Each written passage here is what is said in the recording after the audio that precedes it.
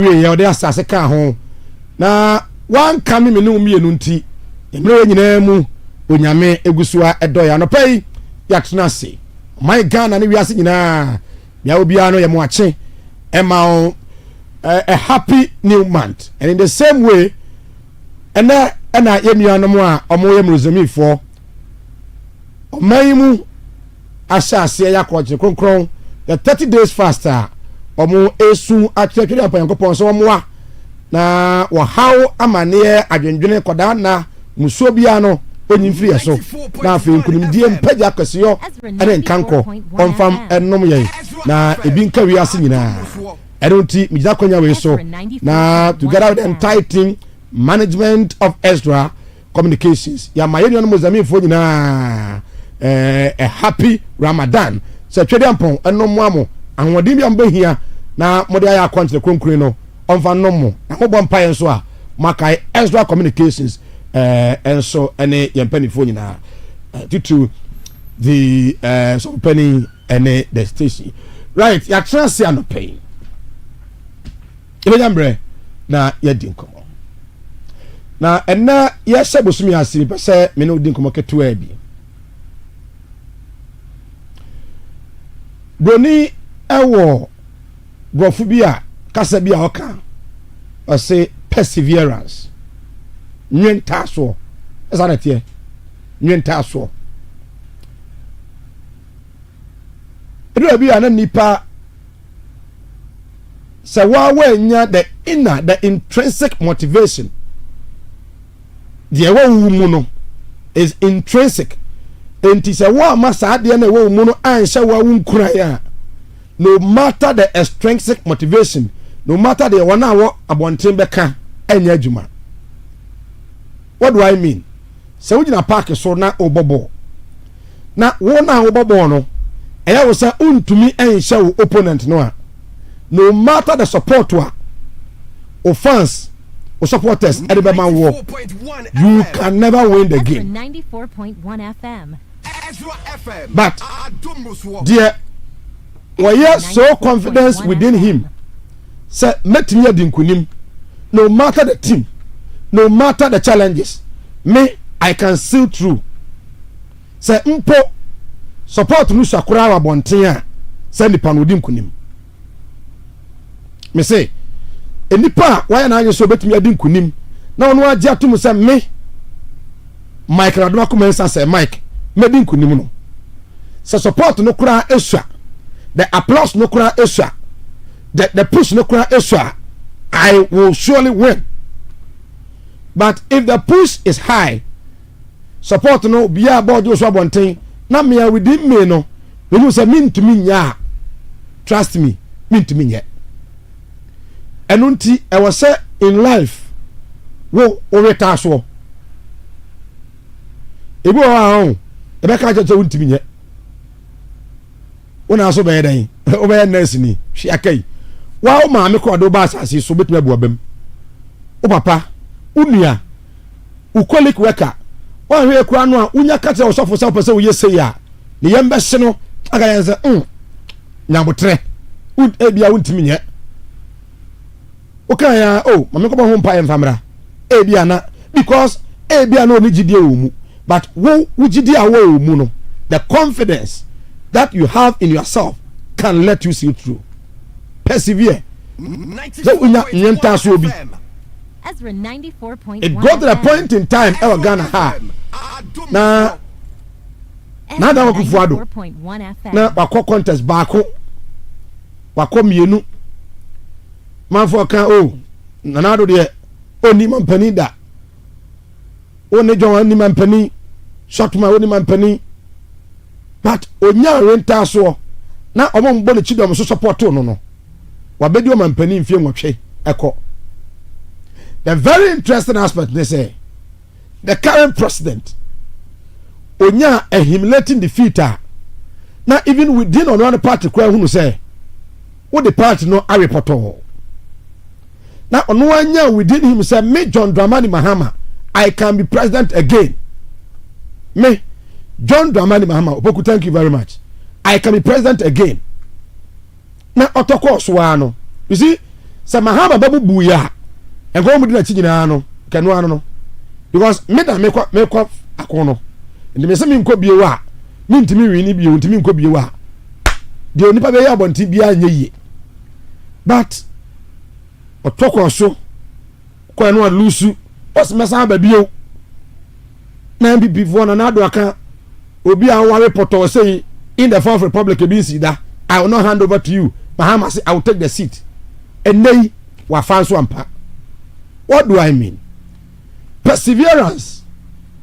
And only in so no. So when who sa na what do you say? Oh me aka me jemu. Kaya me jemu a. Untimi enko nkodo be also nkodu. There are many of us are Ezra 94.1 ya se bibia se. FM. Ya na ye pani ajai.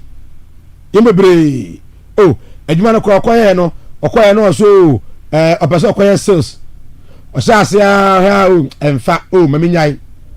Most of us we are not achieving what we are supposed to achieve because yes say bebre dodo say bebre okoto kakra moto kakra enti wonya experience e wo de oya na nkasa mu wa wato nkyere da wo ye mobile money pen o ye say wa ko sua tribo usua tribo akra e to jai e se wo ton bidie wona but saudi ade ba ko mi bi si wani so na wo say eno na wo be ya trust me many panka do beka enipa enka do beka me senior me di wie me senior me call IBMNJ na oye SRC president na ya kese of Peace FM. And I can had opportunity to sit on Hello FM. Ebe ka news oba na sabre makwa yie. Obi ansa makwa yie anu munya medru ye. And was metimi aye Saturday bi. Metimi aye. So we are sure oh metimi aye. At times won no na wasa pushi ni pase obetimi aye ntema anye. And wo ye na fa enei ene bi odru no. So when you have the confidence within you, Obia and me, my own you. Ezra 94.1. What for class will be a presenter? One now when you have confidence now. Even if your father opened a radio station, going to me, but within you, no, who to me now could do so bet me a year. Now, Joe Quanche, now bomb pie the canwa. Trust me, I bet but your star will surely shine. Within the mic, the entire team are a crowd. Remember. Said the legend Reverend Kofi Asante Enin is the leader of the team. And pay ya trust Bejamre na ye din komo. Maminyo agency on your voice note 0531455105 0531455105 o de baba voice note nkomo aye din na pay nyina no ma yenya won so wagenkyere e wo ho. Oba join yen e wo Facebook nso no Ezra Radio and afi aduana ba Kofi Asante Enin. Ezra Radio and I feel about Kofi Asante Enin. Like, share, never comment so to be jamre I can kind ediama. Once again, welcome on board. Me doing Edison Mike. I pay extensively ye didn't come on the state of the nation. The first one I'm penny the Abeni Akami and Sa na memu bebu ya my Ghana nyina no. Na nesum abewi in terms of presidency. Last Thursday for about 2 good hours, now the president of the land under the Fourth Republic, Onone Obampenia, Yatuaba, ma wawini convincingly pa. Nkunimdi odi ye no na eso ani. Utumu se ebinsi mayaba kwasemu da. Ono so no Obampenia na ote akonwa so a odi gugu so no na ebinsi usi da. Enti John Mahama is a record breaker. He sets record and he breaks record. Kujina simple so on a Ghana kasa. There are a lot I don't know minor essay. Then what here? Were you surprised of information that we are here? We are hopeful. Say as we see John Dramani Mahama. The videos of the parliament and those things. As we see His Excellency the president say okasa nsam okan ye emu de he na ahye unkran ama hu so man ye woni da so enra pani bi frame awianum ho o say Mike for Mahama to say Oma teachers are rural communities 20% allowance e dey akoma katu an kra no amu say papa nani abre say obey o man no minim onso de kan ya attach o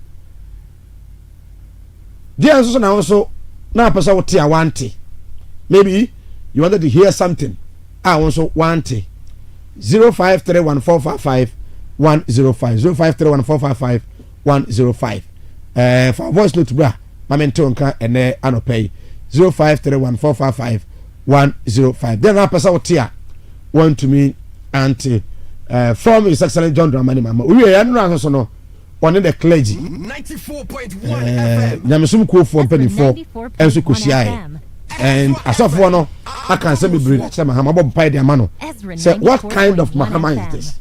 That is what Archbishop Nanka Williams ebusa say Mahama His Excellency asa wasesa na enema wa ha say eye no de oye ni ye a anasa okoso aye a oman no be fa no ntoma pai fra no pai amento nka ne penifo be din komo we ja fa betena se na afi yetumi nso asinkunya afi ye monwura mu na ensamwa His Excellency kan ye yen shase enfan free ne ensamwa okan ye on say oman no enyina yie bata monfa men ko na afi yen se betumi afa sound no e wa ha His Excellency the President say as it stands now the nation is not in a good condition. In fact everything enye oman no nyina yie on pese oman no enyina yie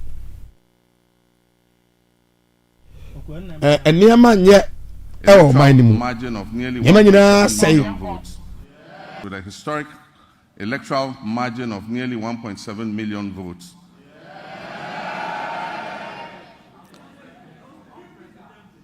Separating me from my next opponent, giving Ghanaians the first female Vice President, Professor Nana Jane Opoku-Agyeman. For the National Democratic Congress, NDC, that resounding victory is a selfless call to duty from a people who are tired of years of economic hardship and poor governance.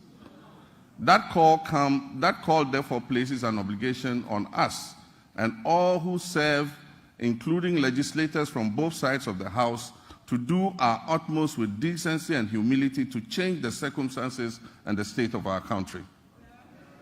Mr. Speaker, as I stated earlier, Article 67 of the 1992 Constitution requires that I give an account of the state of our nation to Parliament. I'm sad to report that the state of our nation is not good.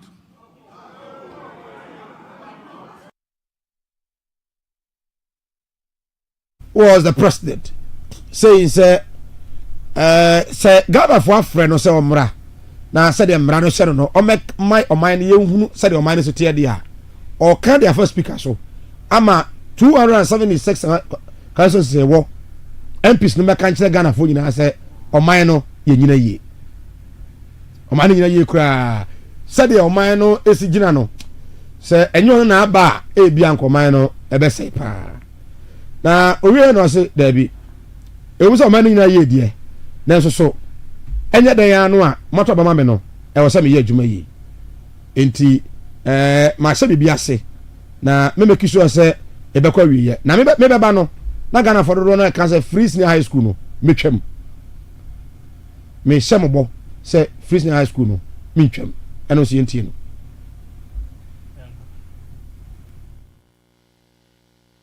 Ezra 94.1 94.1 FM 94.1 94.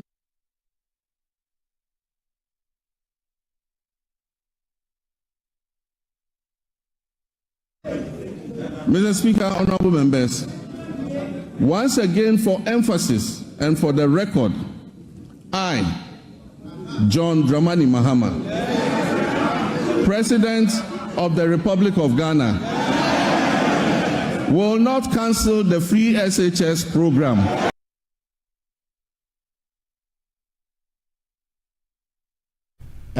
Na dodo na ka say John Mahama ba obetwam wose wotwam ele kwara wose nuane amofra ne die no nuane no eye papa pa mo di resa di nyina je obekọ no mu di banku anya agro Now, on the same education, and okay, teacher for omo ewa Ghana.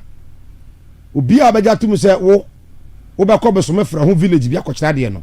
Bosome so age 3,000 or the 20% ebesan account which is 600 Ghana cedis. Ebesan account ho ama also watimi akokyera de ewo a remote or rural area.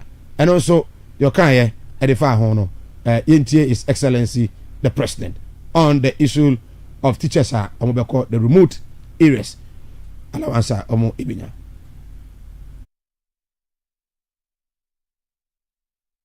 Mr. Speaker, as part of our Teacher Dabre initiative, the construction of teacher accommodation units to improve welfare and attract teachers to rural areas will commence this year. Mr. Speaker, no new school will be built in this country without I have more videos no more. Very short, but I have more. So that is the president, and I can say about 20% allowance. The other side say yes, school dying. Our Ghana help you. Say Odin Fie Nai. Yes, teachers bungalow. Because teacher for Bua Bekono, maybe your tipa and sana or Faka Kurana Sayaba. I bet you that year. Buon Sokrana or the bear 3 weeks, 1 month, no the pedine.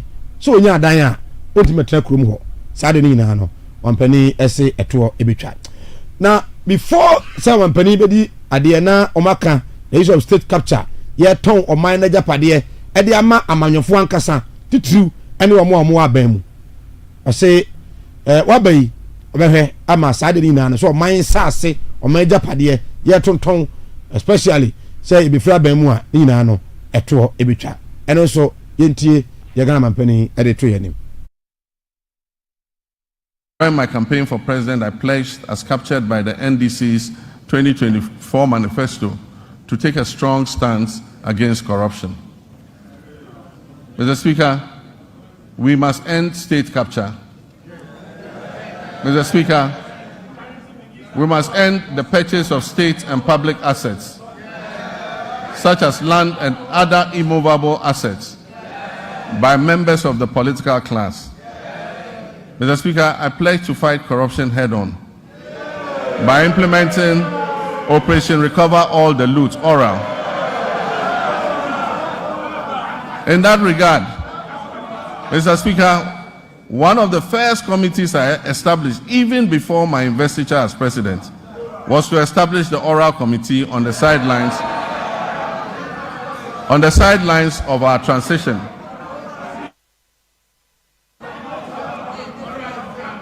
Ghana man penny His Excellency John Dramani Mahama enkoma on a state capture, and then he is going to fix the economy. On penny no so me born to an me can send me patch the Ghana for na do because I feel die Ghana for di me ho fell obi akwatan do so a na ye pe policy asen konketenkete was it America ye bo say ye de cra poultry kra no de aba o man mu no enye kaketua na said was share say oba ma ekwan ya faso crown kokko na support kwa de ba menu mo e be reduce drastically no guso eja no bo hyenum enunti enkokko nketenkete policy no ono John Dramani Mahama odeba enkokko nketenkete so yenti do kai. Ghana imports 95% of its poultry needs, which costs over $300 million annually. To reverse this trend, government plans to revamp the poultry sector by investing in hatcheries, feed mills, processing, and distribution, working towards eliminating poultry imports. And this is a good one. The Nkukon Kitinkiti project.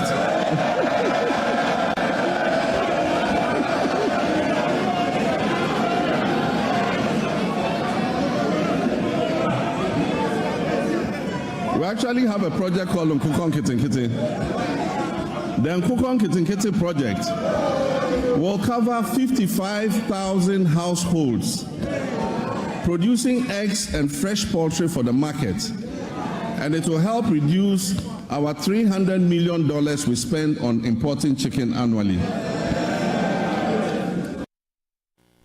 right 80 we no what 50,000 household arope benyam rena yebusa a lot of questions about the implementation of that policy because I've been briefed say abai no say that policy of no or better coordinators to be a regional coordinator for that poultry policy no na this would be answered and the coordinators no matter but why must I and benefit is it Ghana for or poultry farm industry no and I say every Ghanaian be a person or the who be no between the one room how many day old checks and I bet so at the amasankrofo or it will depend on your strength say any and so and then the issue of health one penny I can say me say agenda 111 policy are covered by one penny that are at the buyer na enka the other say every distribution I said baby and then regional hospitals will be na ade ba ko $400 million sika abani twa say ode be agenda 111 no ya scatter all the agenda 111 across the country bakubia no ekoso 18 million ananka abai ebet adana bet me awie be 22 of them but ye ka say ahokura ni wa awie a doctor for a nurse for any omonko pa yarehwe etimi adwuma ho ana omumu and also yenti Ghana mampani yori tuja. Mr. Speaker, the Agenda 111 program, which was started as a knee-jerk reaction during the COVID-19 pandemic, when the Ghanaian public had begun to appreciate the significant investments that the previous NDC administration had made in healthcare facilities, and began to lament the many hospital projects that had stalled under the previous administration, a promise was made to build 111 hospitals. Mr. Speaker, I'm sad to note that there is no dedicated funding source for such a gargantuan project. There is no dedicated funding source for this gargantuan project. Mr. Speaker, for the record, as I speak, not a single Agenda 111 hospital is operational. In any part of Ghana, I challenge you, not one is operational. Mr. Speaker, and it is worth disclosing that $400 million has already been disbursed under the Agenda 111 project. Mr. Speaker, at a rate of approximately $80 million per hospital, this $400 million spent could have completed and made operational at least 22 of those hospitals. The money should have been focused on completing a number of hospitals and making them operational instead of spreading it over the current 111 hospitals. As I speak, some are at the foundation level and not a single one is operational. I have directed the Minister for Health to present us with a plan on the way forward for this program. That is very interesting. And in fact, this issue abaye the talk in town. So Bia can was a Ghana for one can was say samanya for ebetimi ede na be agua kwanu na sade omo ayemu projects omo yemu niema omo tima refine ebetimi aboa pa bize obi a weska kura no sikani bia Ghana bia no menya so se ye apostle 94.1 Via Ponsa eba koton sa se be 80 no wa sha se foundation sha se baby enya dey wo plot 8 so sit down no benya da jesi ba kwa wie we akowe ho it is amanyoni no enya opportunity say me see hospitals 111 fair enough na ye betimi asa foundation ase ye tititi sa na ye nwie se mfie nwotwe mfie nan mfie aduonu na ye nwie ya at least yes kano but etimi eye be edu ɛna yɛtumi wie ne nyinaa yɛwie a afei asan boaboa yɛn ho yɛsan akɔ sato baabi foforɔ a I believe it will help ɛboa paa na mfomsoɔ wei ebi a nana ado sef John Mahama hɔ saa mfomsoɔ a His Excellency John Dramani Mahama ɛka ho asɛm yi ebi a na nana ado Akufo-Addo osua free His Excellency John Dramani Mahama hɔ because His Excellency nana ado Akufo-Addo ɛba no na the former president John Dramani Mahama ayade a yɛfrɛ no community day schools na wahyɛ dodoɔ no ase ɛnso wɔanwie yi blocks no na wahyɛ dodoɔ no ase ɛnso so wɔanwie enti ebi amfomso a ɔyɛ saa brɛ no ɛna nana ado Akufo-Addo nso baayɛ a ɔno nso bɛhu saa bɛto atamfomso no so but it is good now sɛ His Excellency John Dramani Mahama ɛkɔtena fie nwɔtwe no ɔhunu sɛ osika yɛmfa nyɛ de betumi ayɛ enwie tie nsɛm firi ho ansa ne akɔfoforɔ so I think sɛ me ɔka sɛ wie a me analyze in statement no ɛhunu sɛ His Excellency John Dramani Mahama kɔtena fie no he has learnt a lesson and in fact the way ɔtoto nneɛma no kyerɛ sɛ wotena fie anaa wotena kyerɛ a wosua deɛ paa fi sɛ mfonso a ɔyɛɛyɛ no sɛdeɛ ɔbɔ nanado akyi sɛ nanado anyɛ ne yie no na yɛ sɛ ɛni kwan sɛ ɔno nso no ɛbɛyɛ saa bio now on the issue of illegal mining yɛtu ɛfamagudeɛ kwanbɔne so a ɛmmoa ɔman no na ɛma ɔman no ɛntumi mpagya in fact yɛn nsase yɛn nsuwa nyinaa sɛdeɛ ɔkaeɛ no yɛasɛe no yɛnkɔtie forest reserve ahodoɔ a wɔse yɛwura mu a yɛsɛe no in this country. Illegal mining, commonly known as Galamsey, has inflicted tremendous harm on our forests, leading to significant land degradation and pollution of vital water sources. This reckless activity threatens Ghana's environment and public health. Mr. Speaker, I'm sad to report that presently 44 of the country's 288 forest reserves have been impacted. An area that is alarmingly equivalent to approximately 8,000 football fields has been completely destroyed. Mr. Speaker, the pollution levels in major rivers within the southwestern basin are critically high, with turbidity levels far exceeding possible units. To combat this urgent crisis, we're implementing a proactive approach that includes robust and impartial law enforcement, meaningful stakeholder engagement, and the creation of alternative livelihoods for our citizens involved in Galamsey. The Sector Minister for Lands and Natural Resources, Honorable Kofi Boah, Edikan Akase, Kwambia so they are going to fight the canker. Omo shase e dey free the forest reserves enkwaye ahodoa nananom ene oman nemra kire se ni kwan se yetwitwa nnua wo mu na fomagudie wo mu so no yetunu kwambone so and then water bodies His Excellency aka se na aban behwe na omatumi atususa enti there will be modalities a omde igu akwan mu ahwe eminim se nyame ya adom a I think Enra the regional minister Ashanti region and the small scale miners in Susiaya.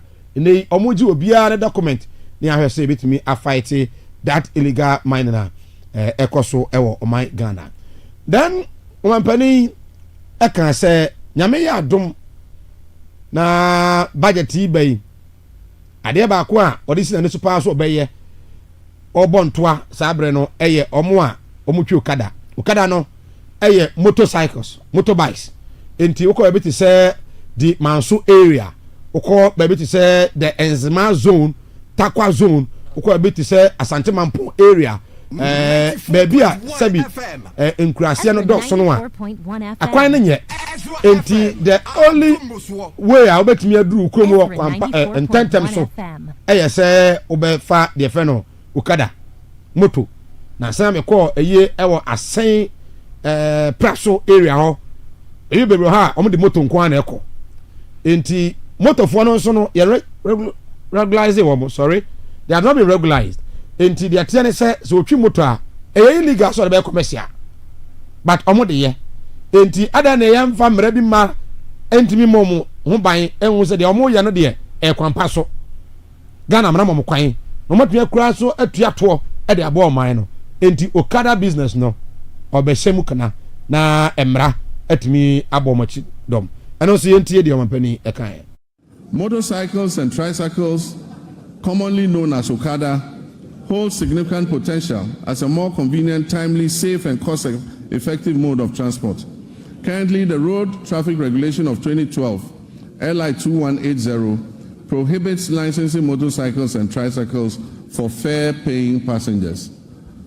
As part of our government policy, the Ministry will amend the regulatory framework to regularize the use of motorcycles and tricycles for commercial passenger transport.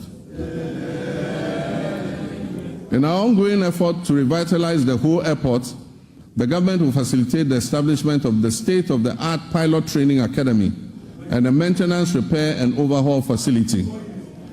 The Volta region will become a center of excellence for aviation training and aircraft maintenance. This project will create significant employment opportunities. It will stimulate economic growth and bolster tourism in Ho and the surrounding communities. I have directed the airport company to release 10 acres of land at the Ho airport for this purpose. Mr. Speaker, with the completion of the Tema-Mpakadan rail line, the government will launch passenger services between Tema and Adomi. We will also begin developing the necessary infrastructure on the Volta Lake to facilitate freight transport between Tema Port and Bupe as part of our Eastern Corridor multimodal transport system. His Excellency John Dramani Mahama on transport, especially on Okada Foa, Omo Ewo Ghana. Now, is Okada no? We say, and you want funny pankwao. You know, no more, almost at the delivery.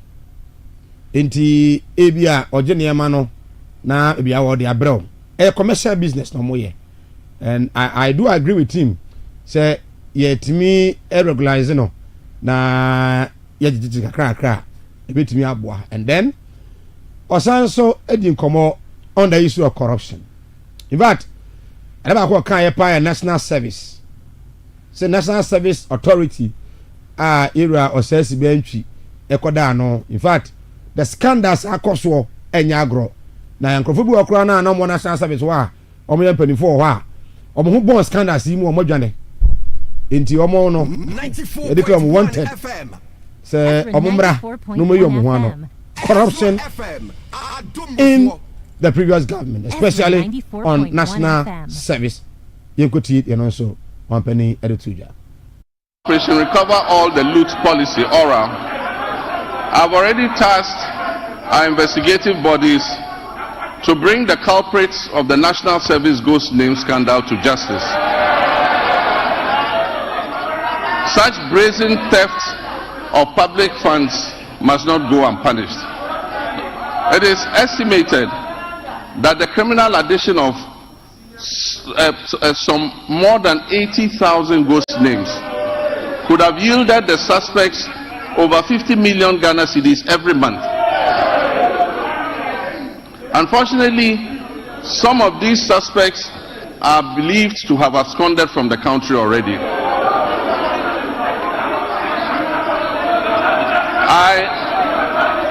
I have directed that they be declared wanted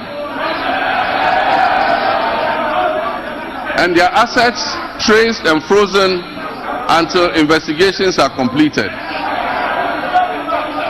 To achieve a legally robust regime to govern national service, I've also tasked the Minister for Youth Development and Empowerment to coordinate and present to Parliament a legislative instrument to support the implementation of the newly passed National Service Authority Act 2024.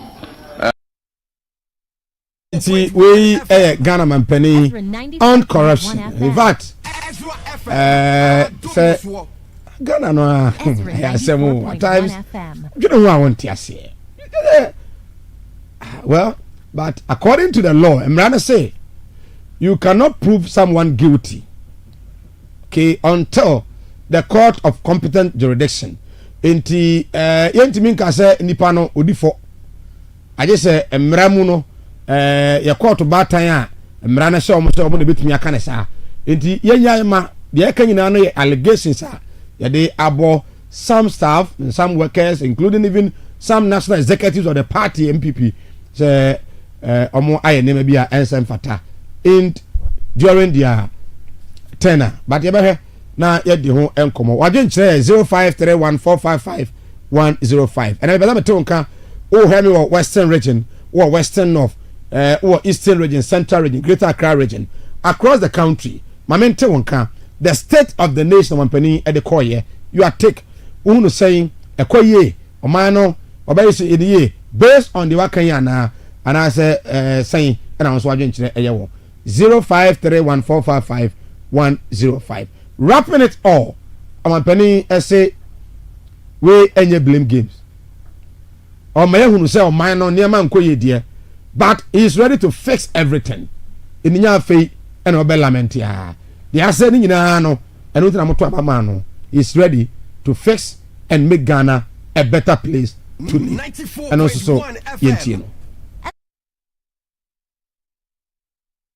Mr. Speaker, it is not my style to lament and shift blame when confronted with challenges.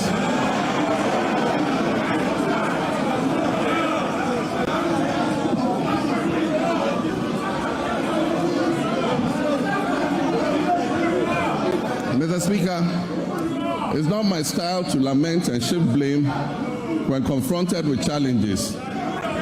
My approach is to accept challenges and work hard to resolve them. Indeed, this is precisely what the people of Ghana elected me to do. I have therefore not come here to lament on the state of our country. Though there's much to lament about, I understand why I was elected with such high voter confidence, and that is to solve Ghana's problems.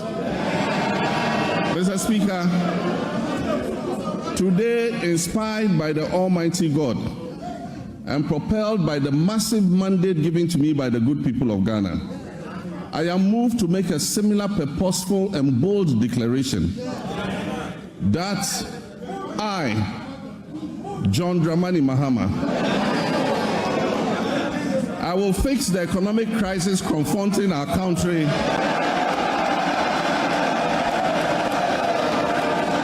and reset it on a path of growth and prosperity.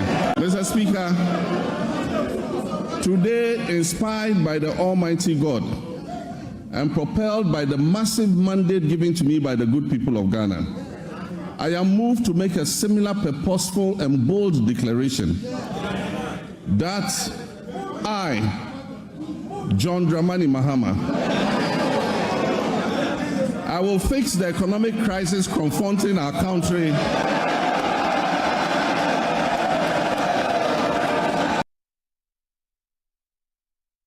His Excellency the President John Dramani Mahama promising to fix all the challenges every sector in the economy, even in sports, so we fix it. But he made one profound request. Say Senchi or to Afre the opposition then NDPP Omama Obasere Omo building a country, a nation, Ghana into a say a breakthrough na say national economic dialogue or frefra obafre opposition for no NPP for no omomode yan no mmra so metumi kwade ba omiaka ho a na ni beji pa na afet mi aboa ame akyese o man no adapa 0531455105 fa wajen chere voice note ma me kwa man so na me ne mi ankasa me ofa His Excellency Akwasi David K, a leader and founder union movement including command of pay. Your Excellency, Uboni Michano pay Bokode. Ezra 94.1 FM.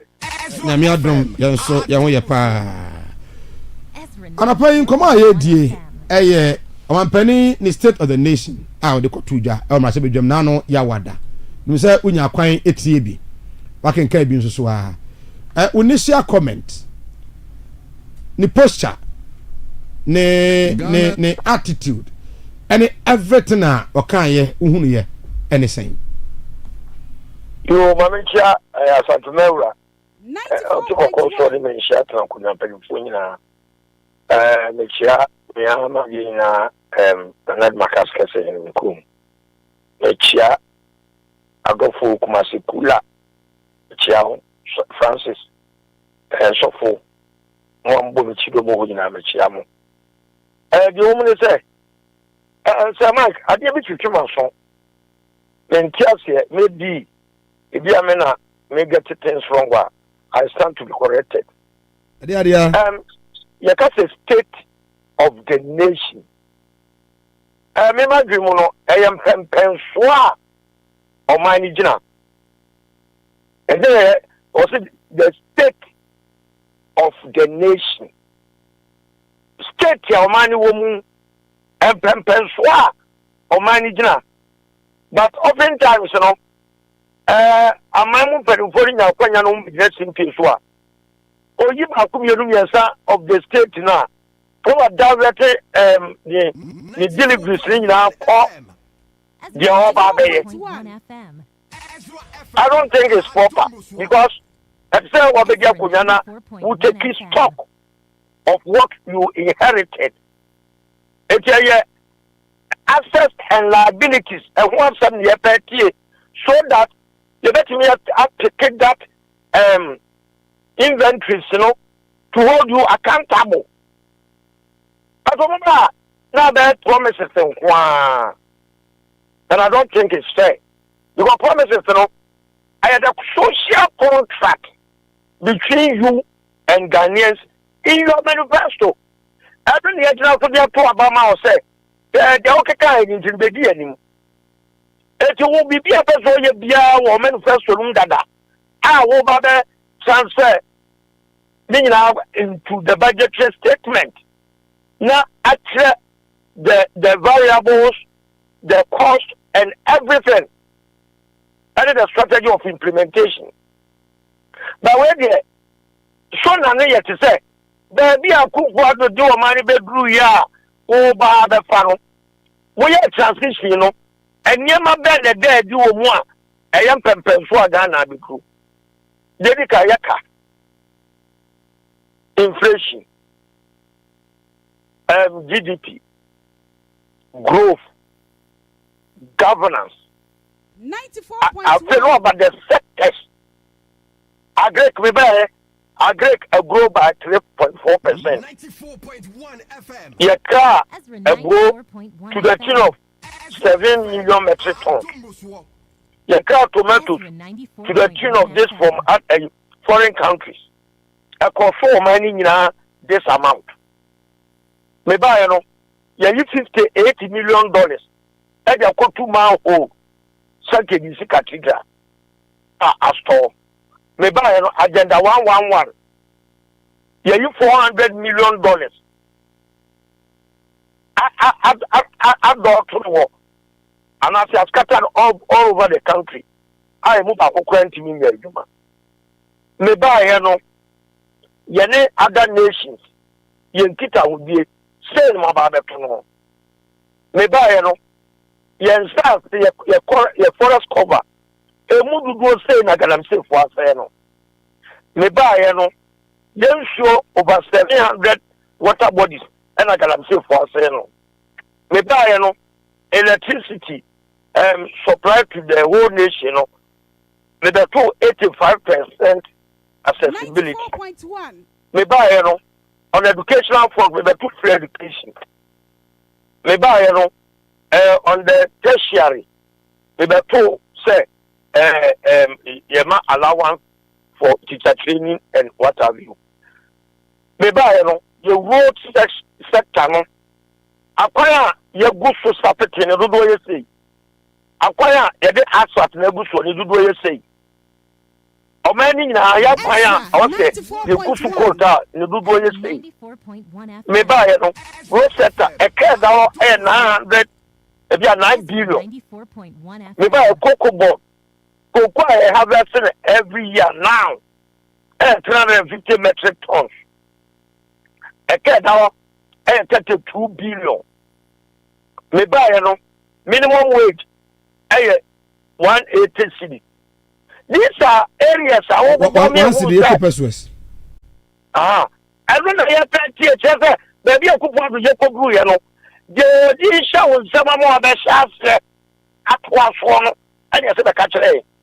Now we are for example if you are over near 350 metric tons of cocoa within the next 4 years in your budget, you know. So maybe there for cocoa one. So pushing the 500,000 metric tons.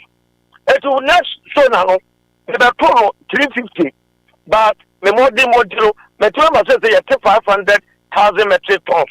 She can't say you will not have that. Then of what we say, yes, she can cocoa, a mile additional 150,000 metric tons. Just out here, Queen. 94. But when you may be, and you might press obey and Kwanwasana, taking the center stage of the presentation. I see. Ama the value of the sonano, promises, a vision, or send a vision, but promises. I have promises. And you also need the mandate for that presentation. And you know, promises the thing that you have. What promise ya ma? Ya just so promises. So the journalist said you can the manifest what good saying. And me yoga mama. It has been the trend. As on the city of Wana, we move free near the Susula for a group, one group. I don't know your petty. Yet the inventories, the stock of mine, your daparian, I will have the twins of training. Then there was a saying I had a coin of mine at the apple. If you be about the town, and I said, for example, the STC, with the 2 buses 35. After 1 year, let's say bus is not go do 20. Let us walk Monica. And after 1 year, let's say bus is acquire 100. Let us what's your money anymore. But what woman does the attention now, they come maybe Samak. I give you a message for what's something that I found. Because I don't know it is missing in action. You won't or man, you change government about to say, a banker, a woman. The government vehicle poor. So Ghana a bank card and a Jubilee House. I think sir, I do agree with you because say the brofono and that's one and I see the state of the nation. In Omanu Susan Sword and Pamper so you no anything. In every sector. What they my na after some my sector bia de adru no na o de kan say bia me so me dwene say me de kokodu say ya but as I dey okay me no ya adwene so da be kan no even when it comes to education yes okay the budget statement in the budget say o picking cocoa 350 metric tons but I'm say o do 500 intino. Why your budget here? Yes, you can say, answer you do 500 metric tons. That's what I say. Because about education, no, or touch on free senior high school, but OKATAKYIE say free senior high school, no, I'm afraid, I'm benefit 3.4 million. Indeed, the figure now about no, and you know, correct. But as to say, a castle near Abon free senior high school, no, as to say, even how many Ghanaian child and omo krano currently ya kasa CCA omo office na high school no krano so no yes I was telling them I was done now calculate feeding kwala no say one CD a day OKATAKYIE new says woefully inadequate it won baro and I'm saying kwala more nourished and we feeding it won baro over the system now you man go and papa the back of your 4 cities the child then when you capture your budget the better say yeah grant about the 4 cities from today it is the same way and that's all You have secondary schools, if you have 600. It is all about the natural secondary schools. A year, Nemo, you're about the year, Abwamana, and quality, no, I call anymore.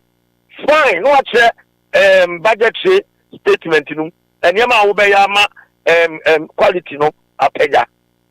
But when you have maybe to the 80% of the delivery promises. And these promises, yeah, we've gone past that. Yeah, a time our campaign, and our country say, oh, baby, will be, and you do a man amount. About the social contract between you and Ghanaians. But there is a mandate to say, yes, but say and pen soa, or managing a beer, a war. But away from that, were you surprised to hear say Omaino is in ICU? The economy is not in good condition. And then when you now say Ghana, say the Okano no, well, you know, only that's added here. Say Omani Bia says, I couldn't want to be a crowd of fast.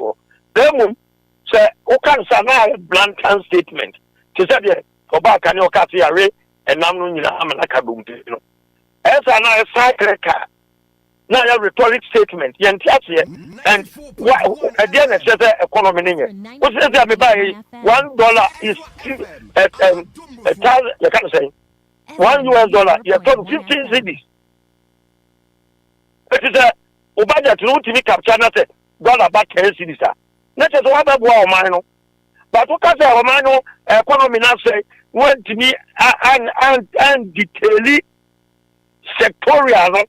Dia na kana sa abata ye dinya adeni ye asu ede na pass opeso kire ye ne wo Ghana ye hu se oman no economy ni ntini apama kufuado.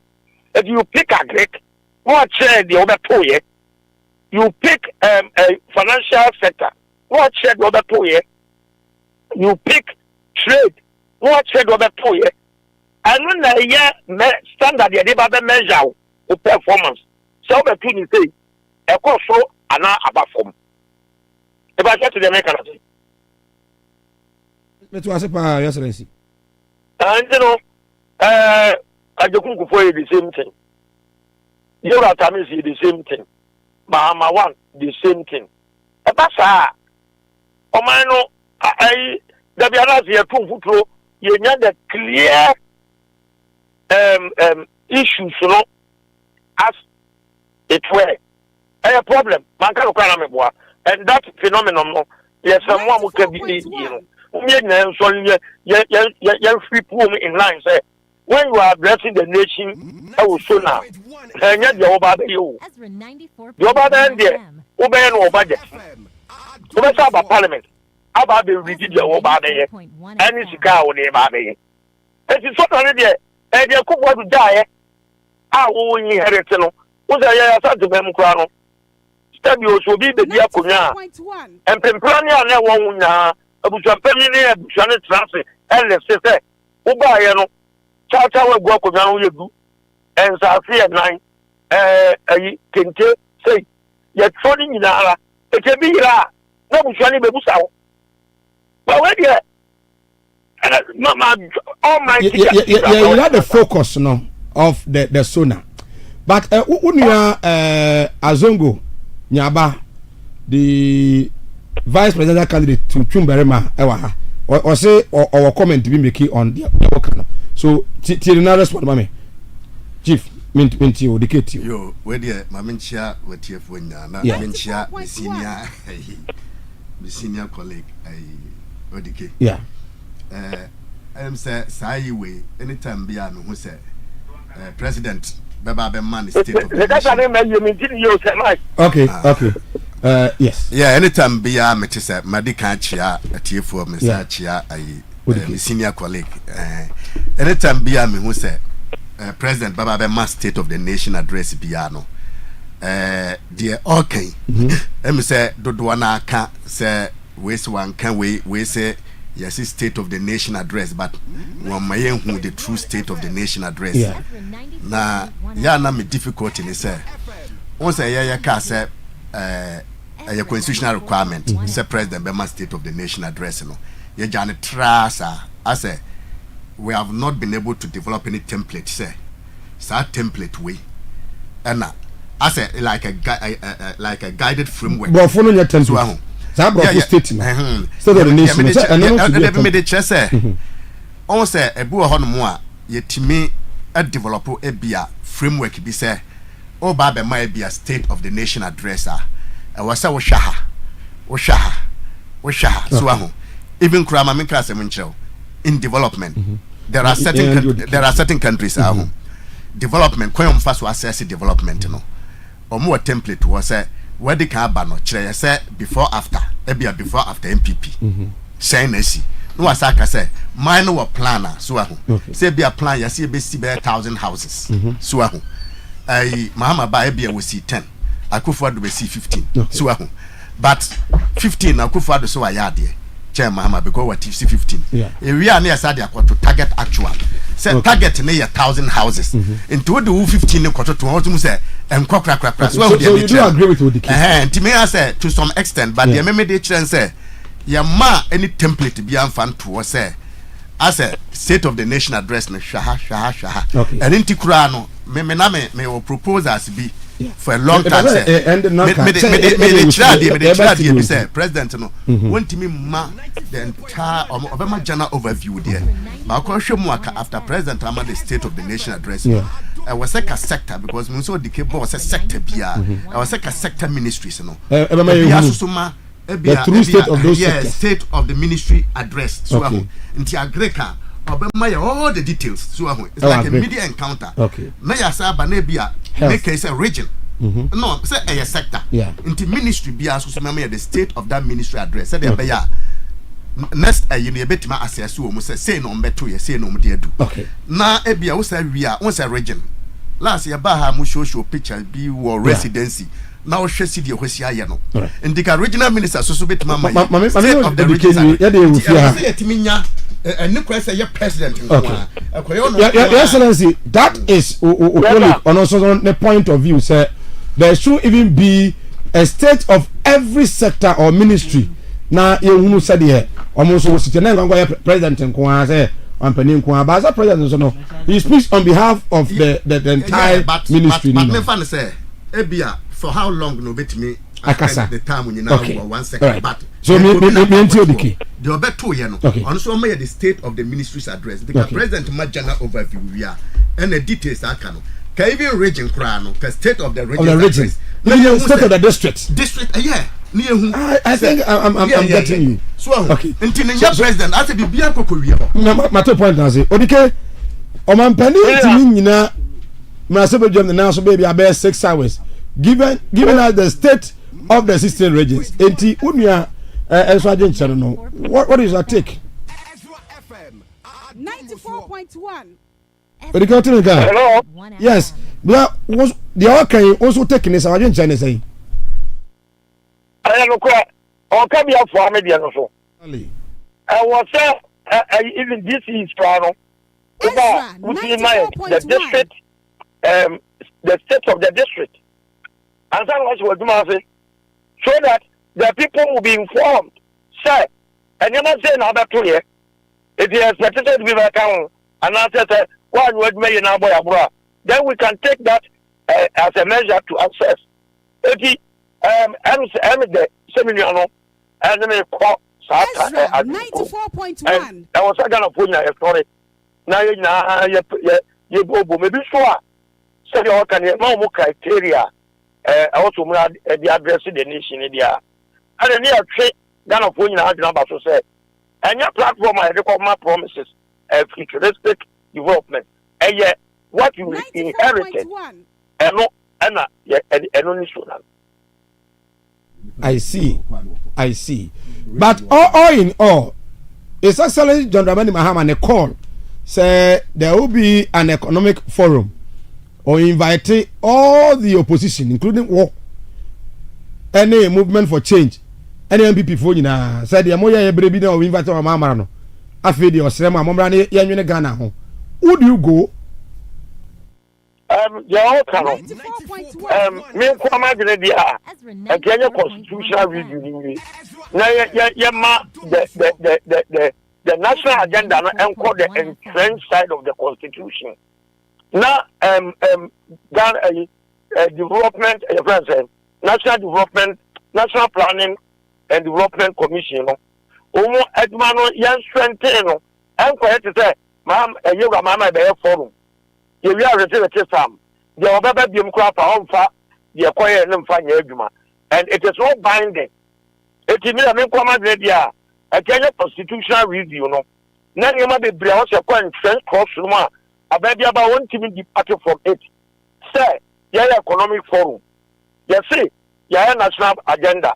Oh, we are not by your team. Yeah, for the next 20 years. Yeah, Corona, the better review progress of work. Any the residuals. What it means in the sense, Obi award in the African Yankikan in Ammonium for any of mine. And they are mandated by every Ghanaian. And President Biabano. But I don't know so now or implementing. Now, the other a temper say, Opu not government can say, or Crano, dialogue no, and say, I am fine because of the discretionaries in the constitution. You better not to ignite it, but Obuka, could do maybe on to us. But on money, I was here teaching a man of one woman to say, this is the direction of the whole country. It's over and no now over the process. No many had to say, enter your development plan, you think they actually won the goals where we are. Then we go back and assess.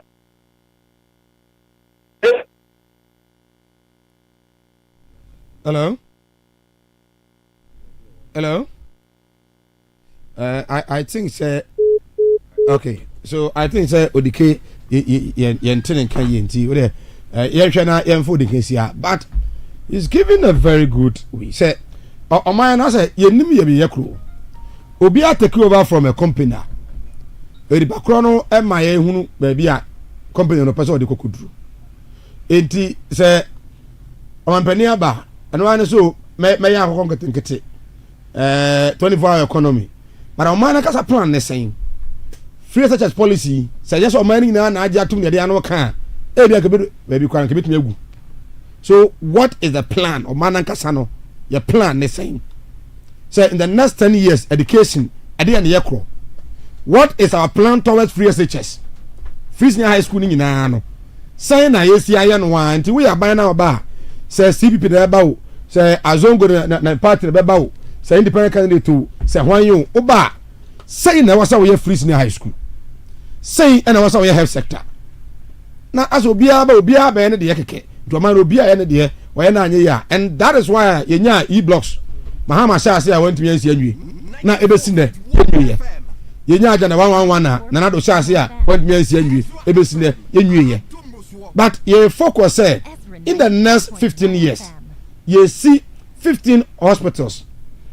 Yeah, you see 20 standard secondary schools. And my friend Ghana nyina no, I was say obia no yetimi everybody no way obra oko school. Oh yeah, by now ba you have no way to change it.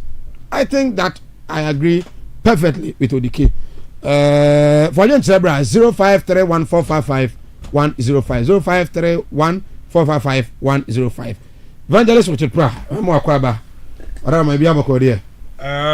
Minua meje so anopai na wabisa se bibia eboko de opanyi bibia enye boko sa ema ebusuya binom because here in Central Eduma no GJ yes Asante chapter yes yeah one yes. Of our morning show host, yes our ultimate yes radio we film Julius Caesar Anadem. Yes. So and then the Caesar, you know. Yes. Now men so I belong to the EIB family. Yeah.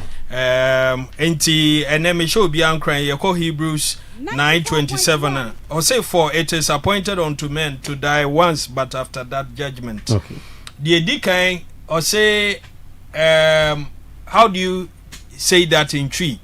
ewo da ho etwa se nipa wu preko pe na ne wachiri no atemu wo ho good you are a good tree teacher senti ne frɛ o say no nioma mienu a mepɛ ye nyina atwen adwen esi so say that is inevitable owo yentumi avoid it nipa bia be testi wo si ye wo nko ade a wo be testi wo na ade a temuo na wokobu judgment follows bebrenji atemuo endi na se uhu se obi awu na bible ne se owuo bata nipa ho na ugidi na se ewu achi atemuo ho a ugi achinyi enti busua ene adofo nyina enye EIB nko na ye memenda na busua bebre me ba yie nko a nyame enhye obi ade na ye ti ase no ye so ye nhwe abrabo yi opanyin mo nkomo yitew obabamere mo akwaba sa akwaba no menua panyin aka odike nkomo ni bi na me wa na wo wani age wo ho a I'm highly disappointed in odike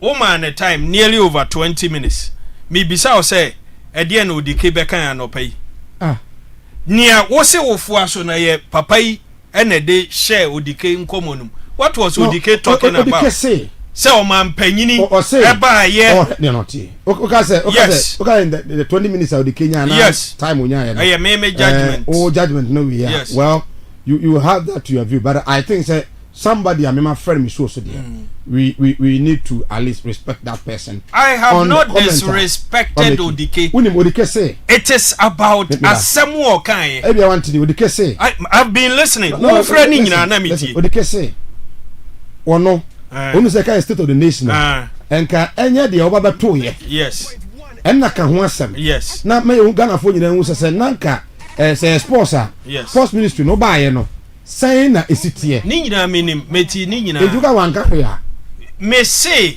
meno I'm highly disappointed ye ka state of the nation on literal meaning aye say otibianum mpempensuwe yi enti asoma mpanyina na obi aye yiwu no ne wo beto ye de atie so wotie o mampanyina he introduce a word lamentation e won kasa no mu and odikasi obi aba sa na oye but you see say ye bi say ye ho say what does it mean the state of the nation address ye nyina obi anko ni phone so tie the state of the nation address so na it's a significant event where the president delivers a speech to the nation, one outlining the country's current state, two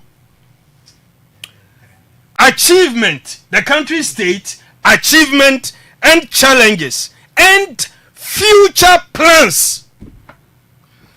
With this definition, President Akan baby obefa o mind baby e gina. We say abayi promises nko ure fi say future plans and so can. So one for the plans going forward and come one, then it's a purposeless lamentation. Me buy cap na bo ti na si kire nim we nim.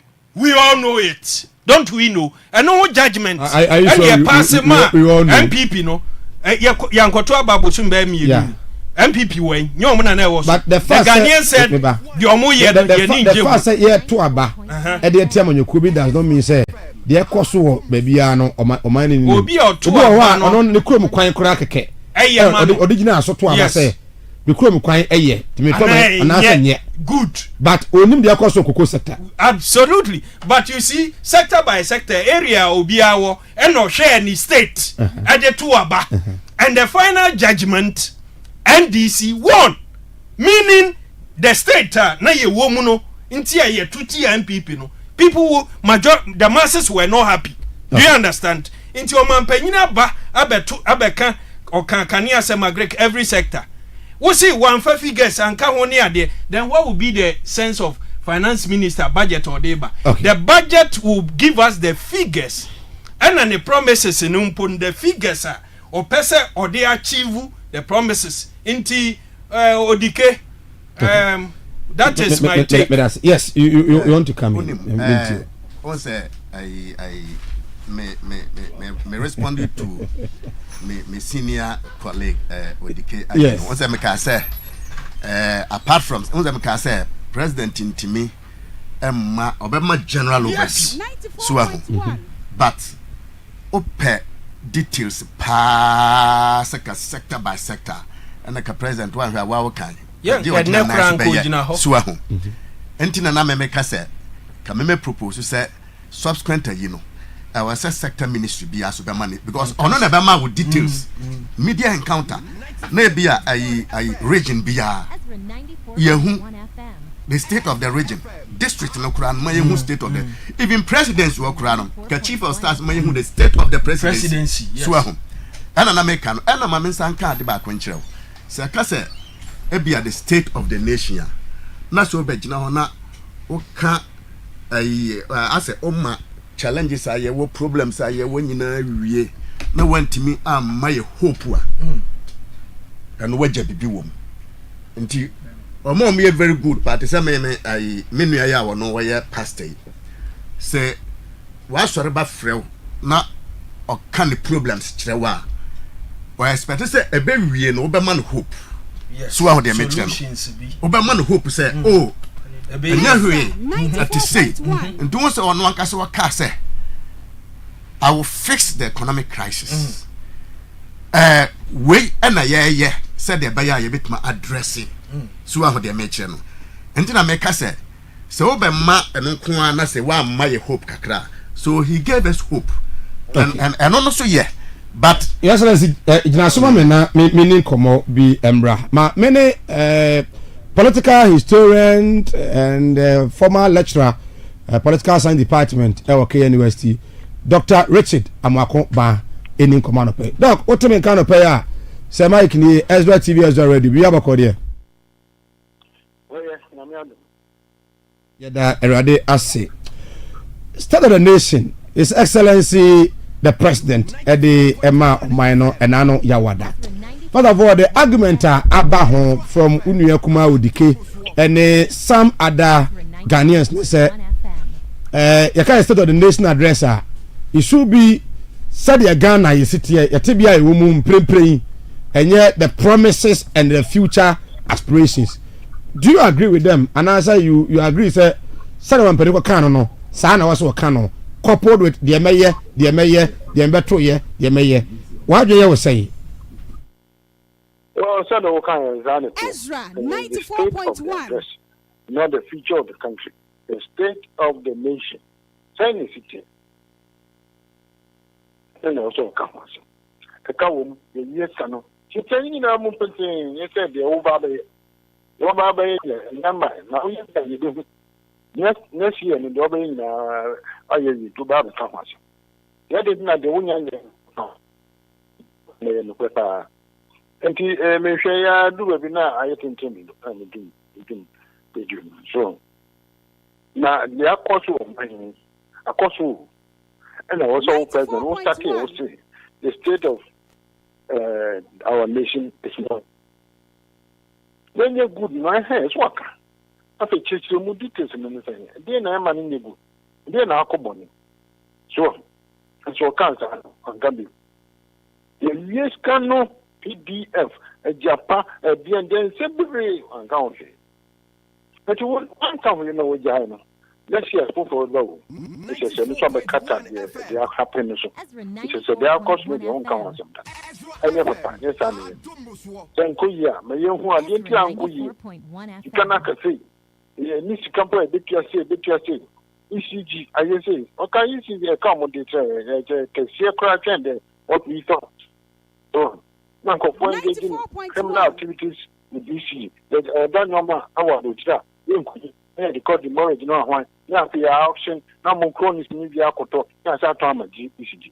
We are some so Canada and Nibia who so we understand it is a whole bomb Mukoko say. In some Abana, they do end the mayor Kamasma. Mamum blame Zemin and Maya.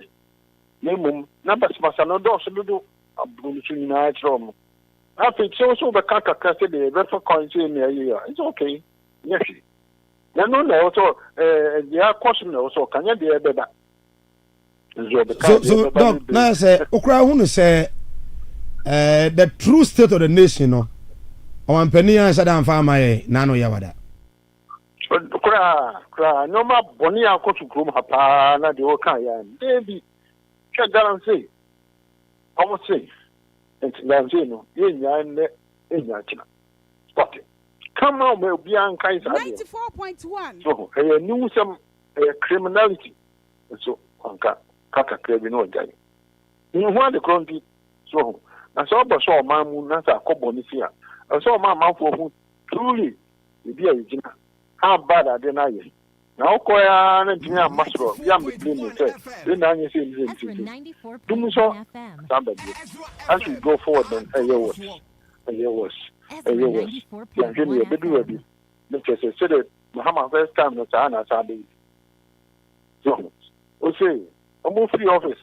A move free office, a Muhammad Jammy, these are pure electricity, no Jammy say, for 2 months.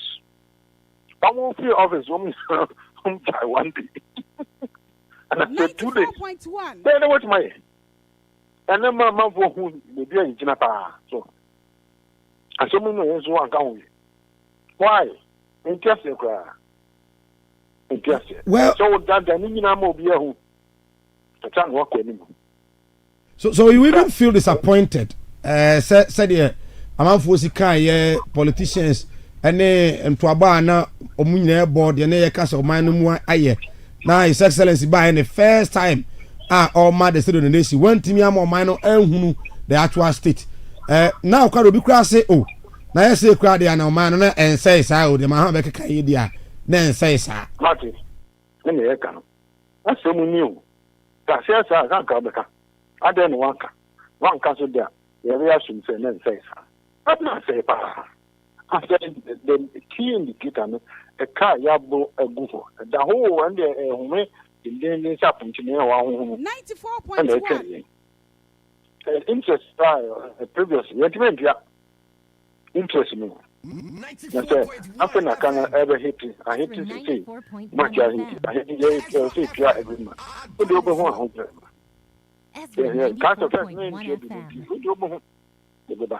I think sir omeki an appeal say senchino crophobia ma this time round was say 2 hairs are better than 1 to be a fan wishem na economic dialogue forum ebe you know yentimi enyenya Ghana kumasibre would you advise your own people the young people say omo edruha omonko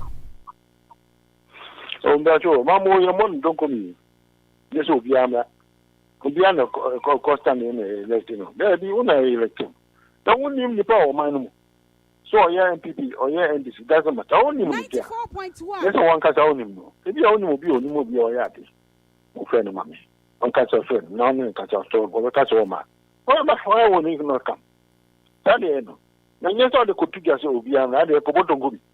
There be 10 point at 2 from the idea. Even walk around here almost on the course of trouble. So, I mean, I was so who be our yearly the beer, so who ni pa mo chance. The beer every sector beer, so who come on, yeah, dear. Not from almost some or make all myself. What's all the 2 jacket?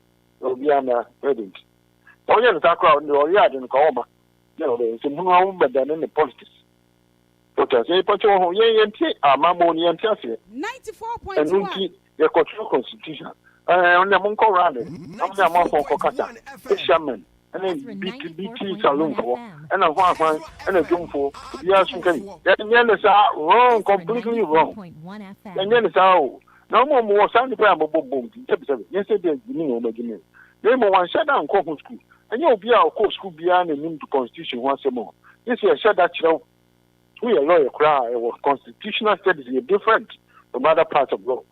So now, we shall have to be said that. I'm not blaming. We know it in common. How did Toana or be actually no? Ezra 94.1. What went wrong in here? You lose you, sir. Now, what went wrong? No, I'm not saying one woman that I know, one of the equipment. Now, then, in corner, we need Daddy, I don't know what kind of idea call a call. I don't have to my about it. A magic and I say, maybe there are other people who can do it. And it's now for a moment. A mom wolf, a man on come, a mom may I grieved. I'm one that was all from. No mamma said, no, a one is happening. Only young common saying. Assuming, and yet, like you're thinking it's sanity. So be able to my be able to any end. Yes, I need you. No, be able to my certain things. A certain things you have to be trained. So to say. Either do or can languages are or yeah, therefore, not general a gear toward that. It will change cats as you see a lot. We do our best here could see a tama is with us, so one two because not even said it's different. It's not arranged this way. Ezra 94.1 We have to recognize so be our there or yeah, oh, yes, will be at me. Ezra 94.1 FM. This is what is wrong with us. If my idea no name or into me, yeah, because I say Pansam. Do you see future in John Mohammed's administration? Say in the next 4 years, said ye can say Omayano, I say no. Mahama bit me, I ni ama and that's waba. Oh, what can so be? But a Canadian to me, so that's it. And you are only a dear you, a Sican, Sicana, a cana, the home. A wound in the question, Kawun Caso over fixed. What else? Won't me fixed? I can tell you right now, he cannot do billions. More than I'm not gonna for any Muji dear Abamano, dog, who say own to me fix the challenge of this country. And I will tell you outright, own to me fix it. I just one casa on your two bus. Now, won't me fix it. Now, you casa. I know you casa, how many dedicacy. Some of Yanica Castaka, no Quaha, Okohu, some of Hanche Kakra. Sir, that's the only way. There's no other way. Because I bind it. They be a bind the son of the swarm or trunk of Foka. Now, you cannot do your Mokanpo and so Ezra 94.1 development. Then I'll do it. And can you once more? Yanka and what? 94.1 FM. This is what is facing us.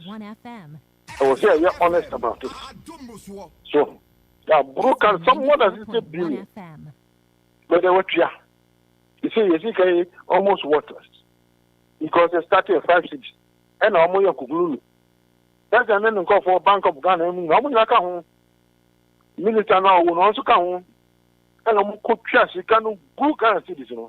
I'm going to try more than what we need to do to contractors. The only scanner bank traffic class will need to contractors. No more higher. It's okay to win scan out their ship.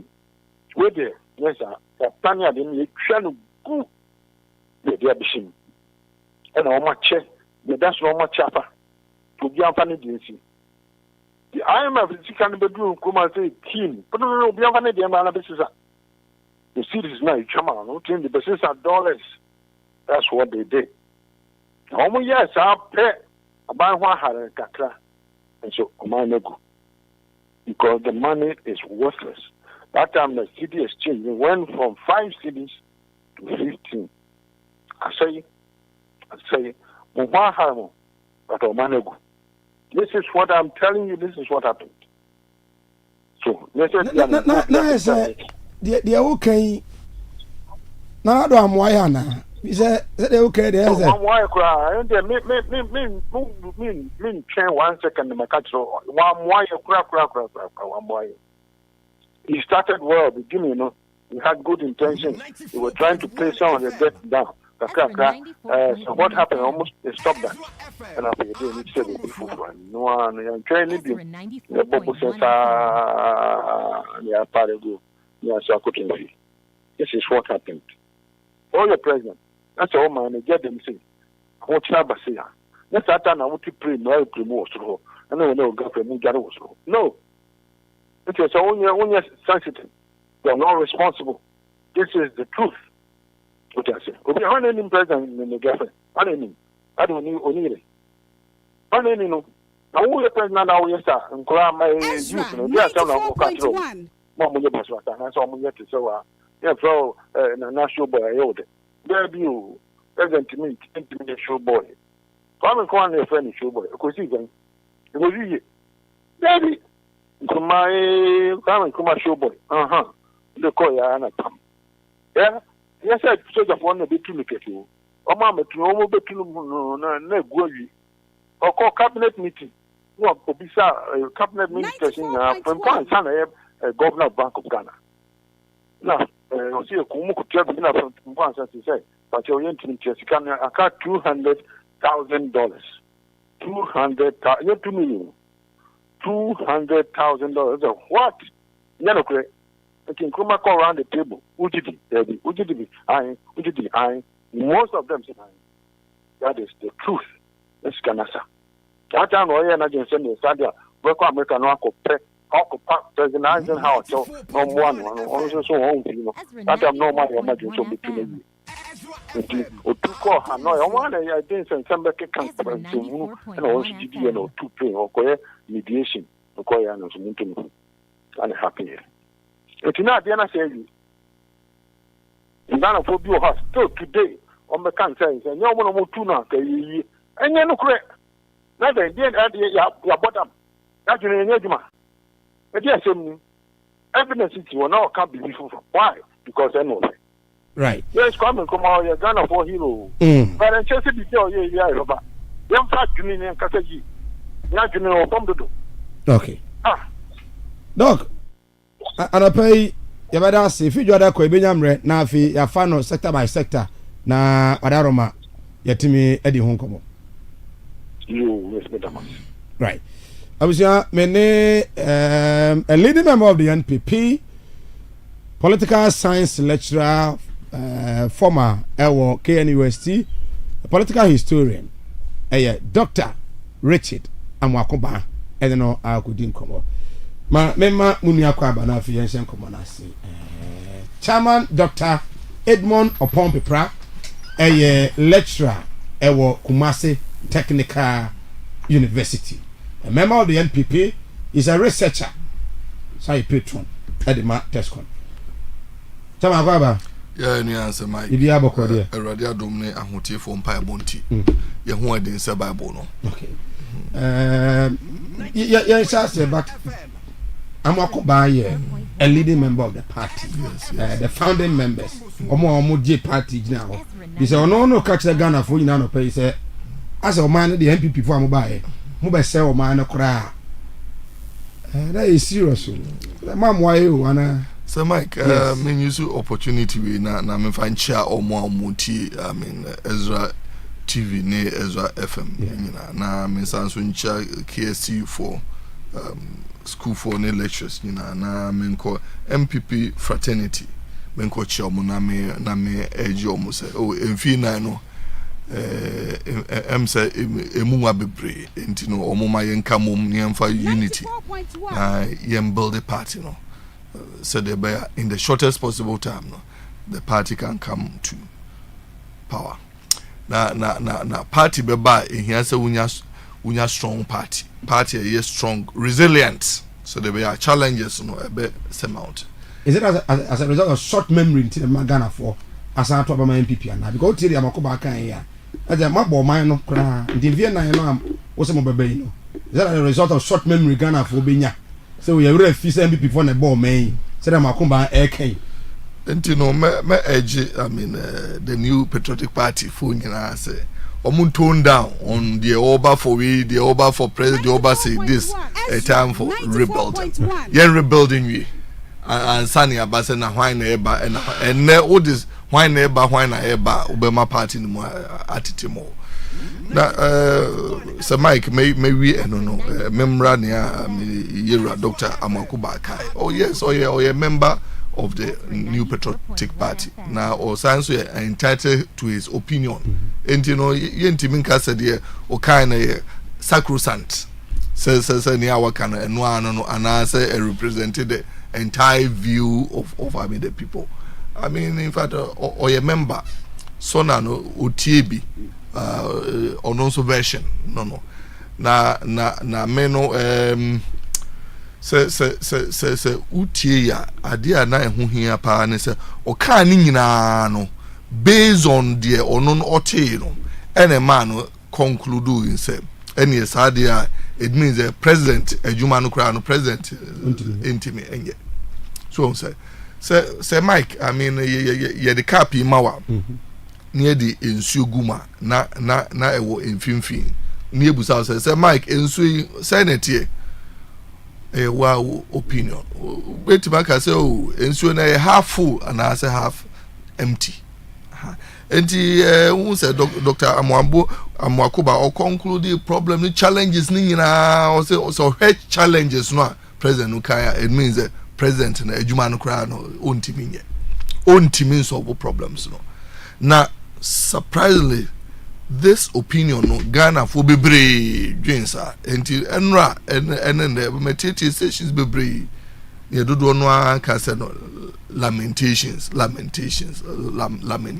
it not as a result of say challenges that the man not so much to the sense want me but I know no be an but challenges not so do so or the 4 years with me are fixing Sir Mike governance na here continuum so sir so here state of the nation's address now provided for in I think article 67 provided say President Oba at least every year be a Brabonte na be kande senior or minor homebra ECT and it talks about I mean economic issues and social it talks about totality so social economic and let's say I mean factors be 5 or 6 to the me who's a minor saying echo so and is a one who decided to dwell on the challenges no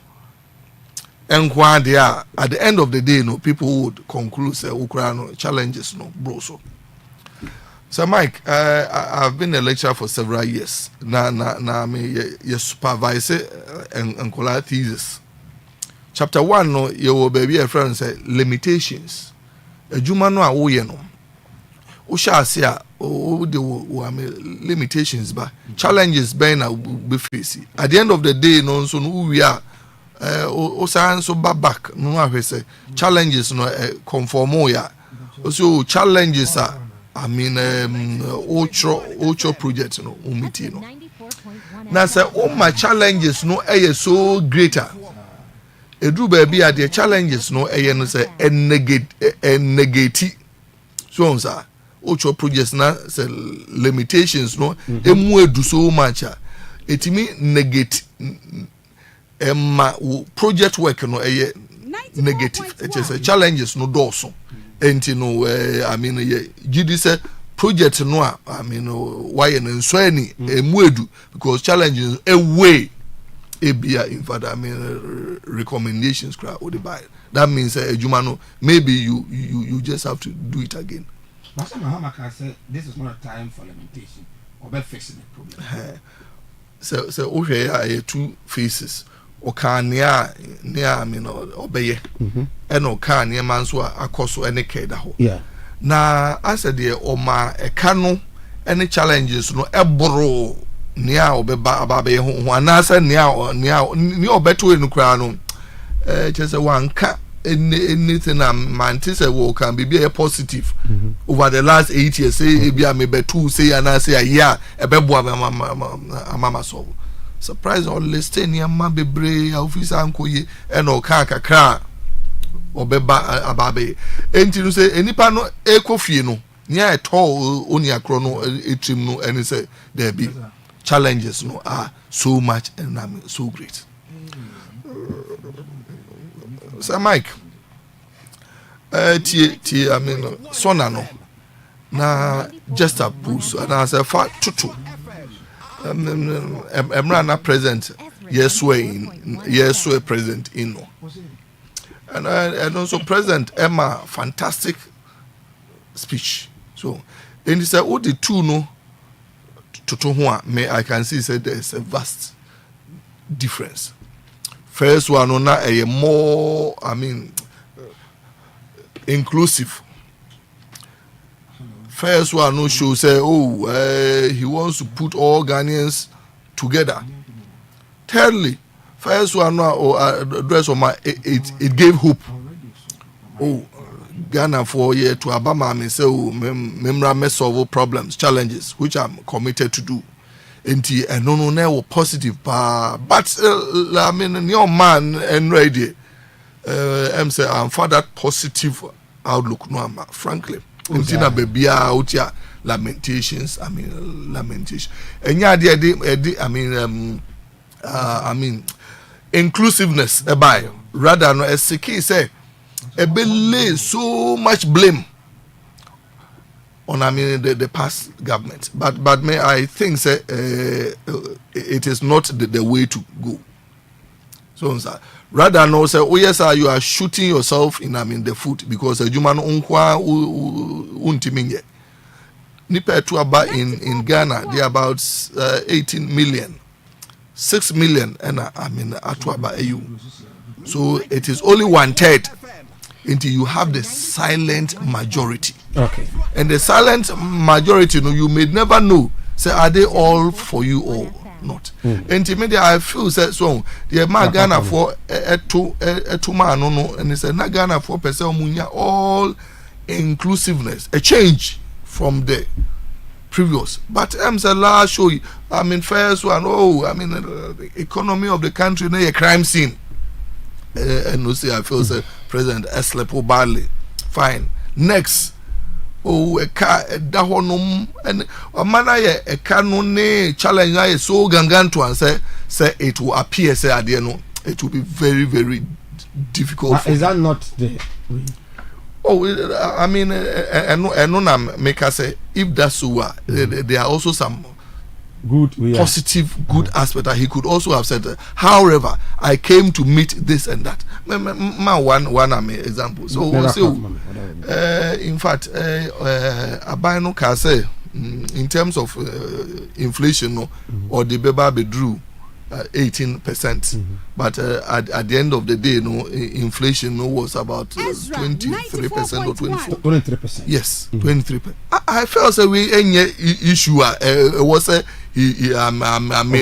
the year big. Where we came from for almost 50 something. Now about any more about bedroom 23.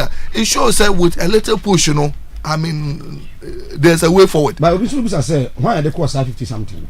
Okay, fine. Why and they call and unti any two about change, Ghana for were not impressed with that.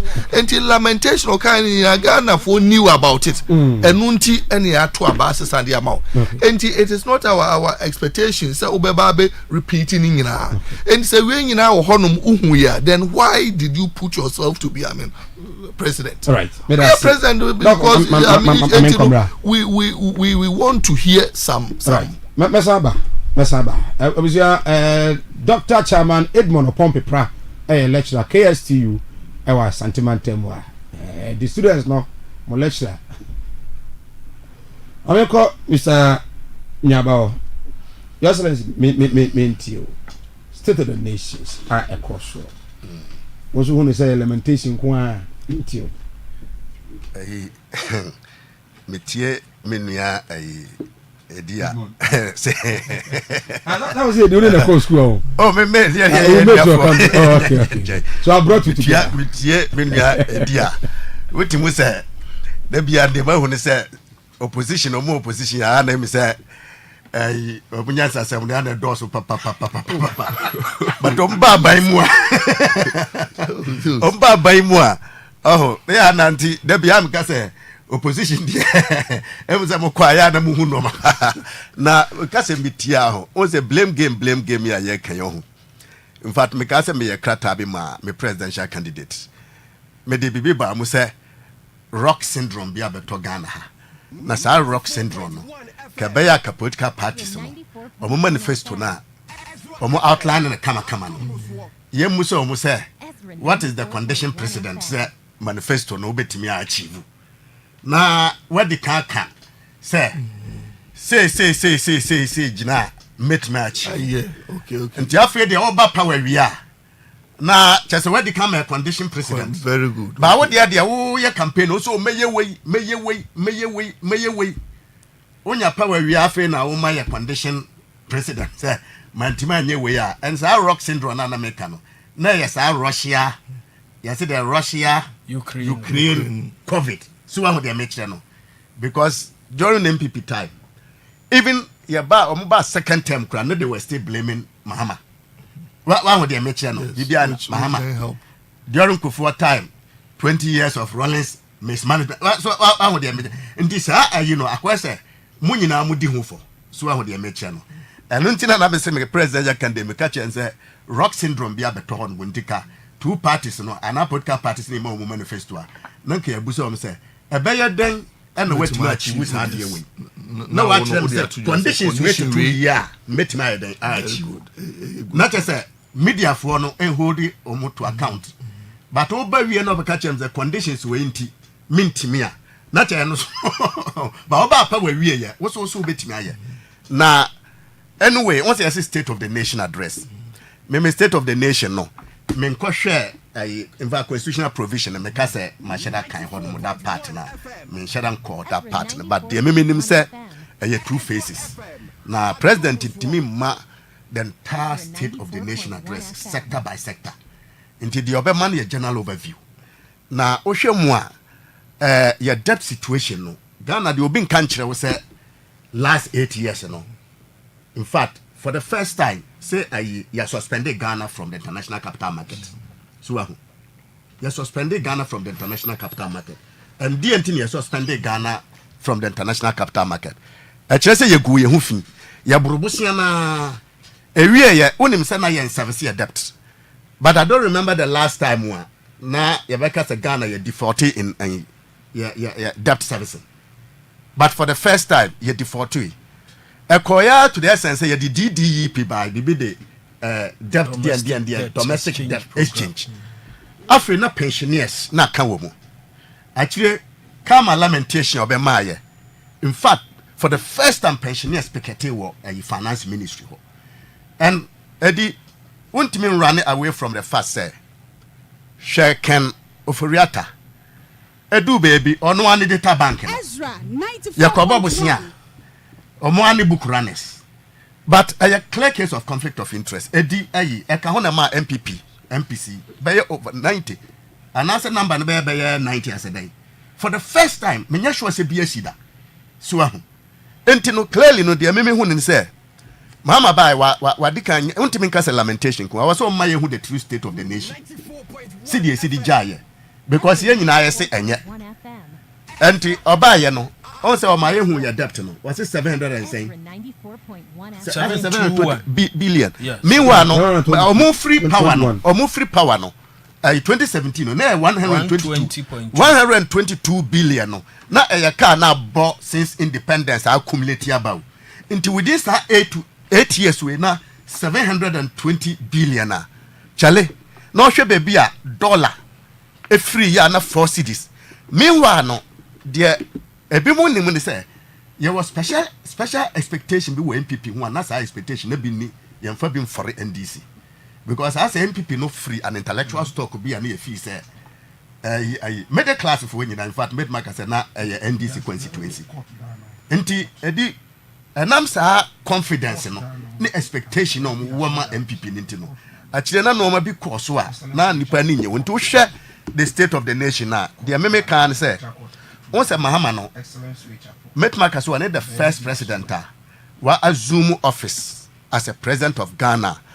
or we experience share almost all the presidents that assume office since independence DNT American say so I started as an assembly member kwa mkro de say chief rekọ fa de fra brochire na bae anameboa but I started as an assembly member and what de baye obeye deputy minister ofru ho say obeye parliamentarian obeye deputy minister was obeye president no wasa kwaba and that experience is very significant about one mkro na bi mu hu ne say crisis na ye wo mu ye nim de but at least you need an experienced hand and even though challenges no wa enumerate wasa my hope kakra but me did say nimdia o say Dr. Mwakuba no wasi esika na me ji say baby as nimdia ni no obetuma yi wi asisika nyina de akoma e de akọ na Africa ha wonim dodo ayenya yankeka mom sika ya gi afri mrofi ho agi ba besi ne and so still kwa na ye koye dan ye chi enti even in Africa akra make us a problem na nyesika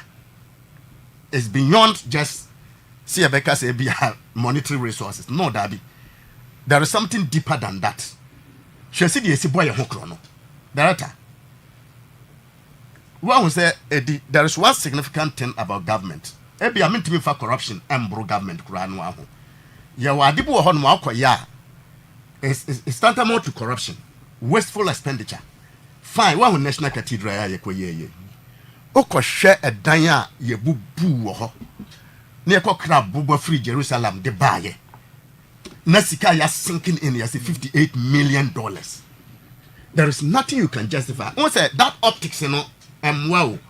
But the ASEAN who say even when you juma papa kura na yentimi nka se bia monye bibia MPP nye bibia but wo say negatives na nkrofo hu na no be ye more wa hu de meche no wo ye papa bebre na okoye bone ba ko bone ntimi kata ayin so nyina ntino de me hu ne say the true state of the nation is yebetuma nya pa de said me propose here no our sector minister bia so bebema the state of the ministry na regional minister bia so bebema the state of that regional address ne yehu na district bia so bebema ye de na yehu say the entire nation economic dialogue yekura ya president ye kan yo ho edi we ya district planning and I'm sure say what boa in the preparation of district plans da only me say act 462 no e hwemu say e was said district no etimi share economic groupings nyina and social groupings nyina e what district wo na ya to adwene right from the community na ne nyina na ye de be prepare district medium term plan no ye wi a ne ya sa de akwa amanfo nanim so how they meche no into that economic dialogue thing no kra no ya at 462 mu was that district the district assembly I acted just like was a district assembly no openly grouping say what district when you know when you share near to adwene communities one me to adwene sa na ni nyina no sa adwene nyina no right from the area council ho na kwa ko wie district na eno na yen better share medium term plan no ye wi a sa obibi shem the public hearing na ya sa de aba say na ye call ya mo kan eno no na wi a ye nya gitum a yeso we de ye nyina ya adwene ye dan eka ho na wontimi nka so obi wonim de chen wo bi director se oba na reduce no ti say ya language na moma mu yi brof no firi ho a na obo se ke ya kase ai economics a jomafo no kro mu nim economics chen ya mu a yesi akwakosu economics so that as intino I don't believe in say yi say particular experts bi wo be bi ade ye nyina na obi amekere na adwene eno nti na district assembly act no nke share from the grassroots nti even though economic dialogue no mama approve say opeso ye more consultation and also feel very good so on education the consultations koso but oba ye wa adwene say previous government no man who much consultation because nkrofo ka say problems wo ai free access no because I be obe implement bia no yeah planning me ya wotie ya so start implementation untimi nya perfect plan da untimi nya perfect policy da ba implement no o monitor o ha no evaluate na lessons e wo mu no o sa de aiden akwa shem but they were not doing that nti what is happening now no I believe say ebeboa ma lot of inputs beba generally no Ghana fo nyina achiachiro madwene nti wa fa anya djuma kura na at least you have given us the benefit of say yes so ya chira ya adwene nti me say it's our consultative aspect no so no very good nti no he started on a good note all right okay right I was here former vice presidential candidate Edema Chumberima his excellency ka pamampani adi abedi exceed na Ghana for anyantum for now se mon twan akransa evangelist with pra regional communications team of the NDC evangelist Mintio in the next 10 minutes. Sir Mike, yes. Medawasi na Minda Empenyifo so ase. The State of the Nation address. His Excellency John Dramani Mahama. Endra one Ghana for Asia ye no de two Ghana for enim. Ubia chirena dream. Ubia any state, but there will always be one true state of the nation. And before somebody true state member. Next week. True state. Nti momo dia no ye fake state okay. Of the nation. Yeah, the true one. Yeah, say omo na elusu poto 7 December no. Nti so omo ka say omo na nim the true state omo nim na omo ye ho den a Ghana fo egu omo anim ase poto ana omo a egu omo ho anim ase no. His Excellency John Dramani Mahama aka asembi or say I'm sad to report that the state of our nation is not good. Our economy is in crisis and our people are suffering unprecedented hardships. Mr. Speaker, it is not my style to lament and shift blame when confronted with challenges as others often do. After setting an inflation target of 18% by the end of the year 2024, the actual rate was 23.8, significantly exceeding the IMF threshold. Ghana cedi continued its downward slide, losing 19% of its value against the dollar in 2024. It had adversely lost 27.8 in value in 2023. His Excellency John Dramani Mahama say, "Ayana reho sem so obeka se oman tibia obefa enanye. Enyenyenyenye na Ghana for ana oman no ya economy no ewo ateti mu in crisis na Ghana for nso ebre obra no odin pa yehu bi da." His Excellency John Dramani Mahama ebeto 30 ministries ananado edijaye wateso di about 23. His Excellency John Dramani Mahama ebeto over 88 ministers at a point in time. Nanado Dankwa Ekufuado ne first 4 years no oyusu 126 ministers. And then His Excellency John Dramani Mahama say on 60. Ayadia ede ebema yesika semu tutu ye no ejina brane. Opanyi yanko oman ye ka yede. Nanado Dankwa Ekufuado ebefa oman no na ye ka yede no was around 120.2 billion. Nanado Dankwa Ekufuado uko as of January 7th, 2025, ya ka bibia bo mu no na 721 billion. Just another nkoa ede over 600 billion in 8 years in Ebeka oman eka ho. Enam so maedru mrebi no oman entumi ntua ne ho aka. Ahoho free man on di won sika be hye oman no mu nyina ye ntumi ntua Ghana fo a efri won pemu di won sika hye oman no mu na ban ntumi ntua. For the first time in Ghana's history, yet TBB a friend no domestic debt exchange and foreign debt exchange. Ye hu say ye ma me no ye nananom a asomo oman yi wo kwan hodo so e bi 80 90 years or more demonstration. Even a former chief justice no so ka ho ye demonstration because under Nanado any Dr. Mahmoud Baumia o ma say o man sika semu a ama na du ye nananom a nka ebra omu wo mu di omu hia ye sika omu de beto aduro edi bia hwe abusua na omu akọ wa humigye mu asumdwe mu Nanado esan so de o ha beto won so opanyini unemployment rate Nanado jano 15.7%. Wabra obefa na 8.4%. About inflation, Nanado befa inflation rate of 15.7.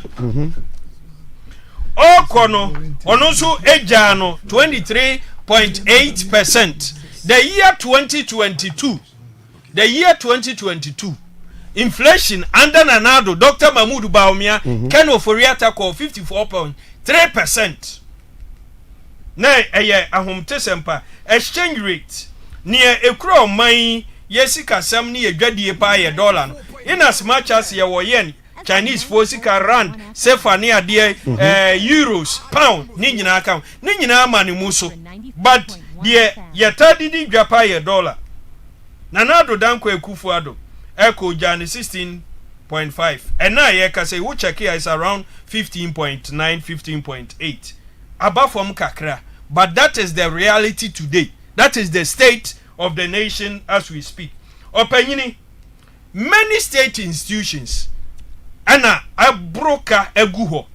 Ebiye ECG and I can say ECG can kwa omode 68 billion cedis ECG nkwa na nsɛn omo report bi abeda abonten sɛ wohwɛ sɛnia ɛka ne sika omo hunu ba bi ɛfa ye kasia ɛya ahomtesɛm pa yɛhwɛ ɔman yi a ne ɛta kura yɛn pa yɛ koko wuyi yɛ gold yɛ timber ne de akeka ho a koko ɛna yɛ kasa koko board ɛka ɛda hɔ ɛyɛ fi 32.5 billion koko board ɛka mene wɔn wo ready ɔmampanyini speech na ɔma yɛ detail hwɛ this year September ɛwɔ sɛ ye kotua yeka out of the 32 ɛwɔ sɛ yɛnya 9.7 billion kotua ka ɛyifa ne yɛkɔfa sa sika si anya nhyehyɛyɛ animanim yi a asam ɛna beto yɛn sɛ ba ne kɛta hyehyɛ ne proye ne kankan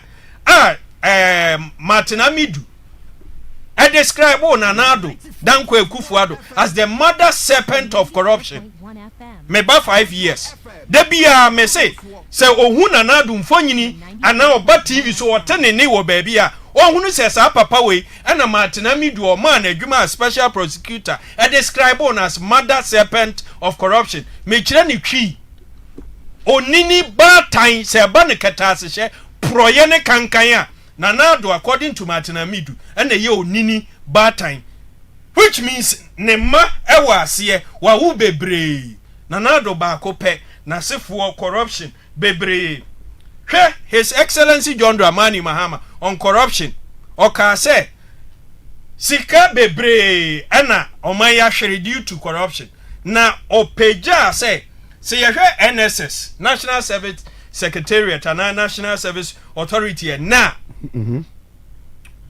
Onward to me then some for their friend ghost names over 80,000 people and abeka ho busumbia o man hwere 50 million cedis busumbia eko omo a ehye sa bonifosam yi echi no se wa direct say yenya hwere emu hwehwemu ebi kura adwane o se o kan so mo adwane president ni speech o se ebi adwane mete wo comment wo bo ne voice no mete wo comment to you wo se baako wonim ni nyina wo comment mpo was saying say court muaya a allegation exactly so our president came through State of the Nation and gave allegations according to you exactly because evangelist Richard Prayer can I make progress I have the right to come in say yeah there are some two obi so now a court of competent jurisdiction emo nipa crofo a yen so I don't know mo electoral Mike afa me wallet o dey atome so until say prove say afa me wallet the president made an allegation say na so that is it and the report is out there now with all this said and done no His Excellency John Dramani Mahama about infrastructure or see obehwe say ye be improve on stored projects ebi eshe get fund ase so offer page 45 to 46 na oka ho asem about education or say expanding access and enhancing quality school I was see a biema dodo na to make na esanso eye papa na osi na ni wo free SHS ehun na ehun behia se wo aduane die nsem na nsen metan ho videos mofra bi edidi omukura nkosua mienu ebi se sardine ni ade and these children are singing praises to His Excellency John Dramani Mahama and also over page 50 to 53 ewo ho eba na infrastructure big push or say ade ebeba page 70 to 72 na ebeba bebua ma yakwan yesiesie yakwan ayebi aka ho medicine from healthcare any disease control or see government will expand healthcare facilities emukro ka say obewie agenda 111 project and also over page 62 to 65 I mean Emreninti, yes, I share your best answer. Akoso. Yaminshira His Excellency John Dramani Mahama. On Brasini, Akukudro, and Ahu Brasia or de Betchich or mine. No credit. Yeah, dear. That's it. For voice note 0531455105 0531455105. Hi, Ezra 94.1 FM and Afi Ezra TV. You go so as say the State of the Nation addresser. His Excellency the President of the land at the Etuja Enano Yawada. And of course, Nyamia Domwa this month in Sono and the Finance Minister and so ever Parliament. Now or the budget non so etimi abantu. Mena bi wana mampani kan was you Minister Ba and also at the Ebetuja. Doc, men samra ho. O she a name of boss so. Ebi to say the Frisney High School. Or say now I can't say untwem. Now son one or maintain that's untwem. Now cry there. I say kakra wedi kan ye kra no. Ama na ya try to kakra. And then teachers remote areas that teachers we call remote areas. Be a kwano wa increasing 20% of we PTA restoration. And then building school infrastructures with teachers accommodation. Say if we kwano no. I think what is your take on okay. this? So Mike, yes. Good. These are very good policies. Me policies are the no ya. Now say one here now all this good news no. And I'm say earlier ones no. Ni me who are me tino. HSA. Good policies are. O mention yingina no. Yeah, me do no anka you. It has been overshadowed by and I may buy we any honum win any and we should rather be discussing these ones. So, very good. Na in fact I mean me moving on no. My young answer no yen realize ampa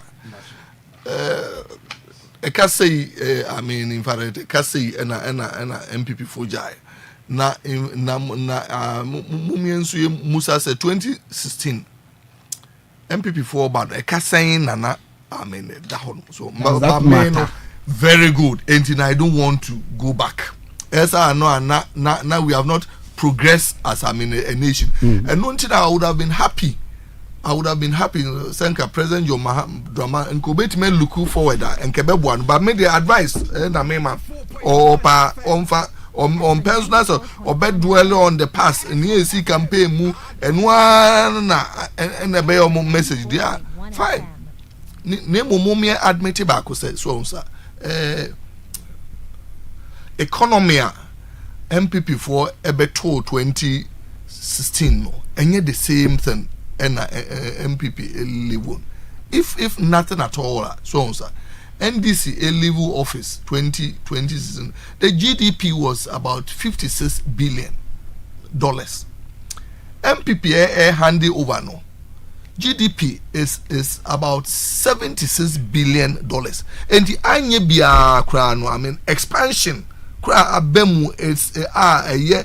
About $20 billion no and no crampo is something so sir and maybe entry amagana for outward but it does not mean sir na na enye friends no I mean I might answer on fan can you and is all criticize no can be but despite that no economy no it may grow no differentiate you from others so NDC buy no omo etimetria omo mention DDEP debt when you know bondholders very good abakwa na amateur 6 billion omotua Musa says I mean 6 billion no if you find buy the previous government no at least ojeska kakra wetima yi mu 6 billion the etuabi is good president indicated say can be a bit mature. Oh, there be me no. I'm not saying say that policy no me and I did not agree to rate. And unfortunate say NUC, but say abaya to be waiting me to be is good. So now one last so no and say I like say president ka say omo ye corrupt nyina obe pursue.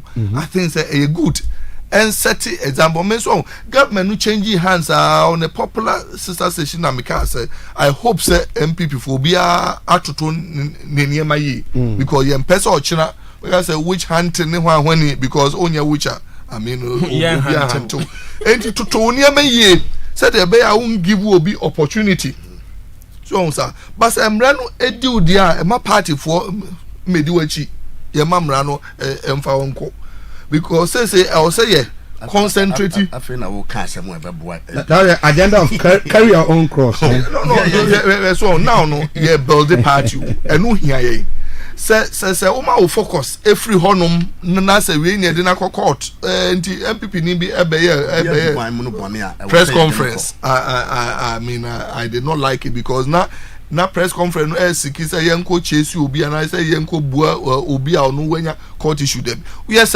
means it should be a bebe bia as the party will have a divided attention now any lesson say political appointment any compulsory say president Freo say me ma political appointment yeah every right to say there be and am dachi 17 no me pay me one menye ohun so na emom ukokwaje na ehun adodode nyina wadi awie sabi onku na wudi ye afi de ade achi na asamba o si me there be so say ye mad no end has say and this how many years no we are it should also come in so I mean enye de na emom ye person no obi a ye be find say or you culpable biano.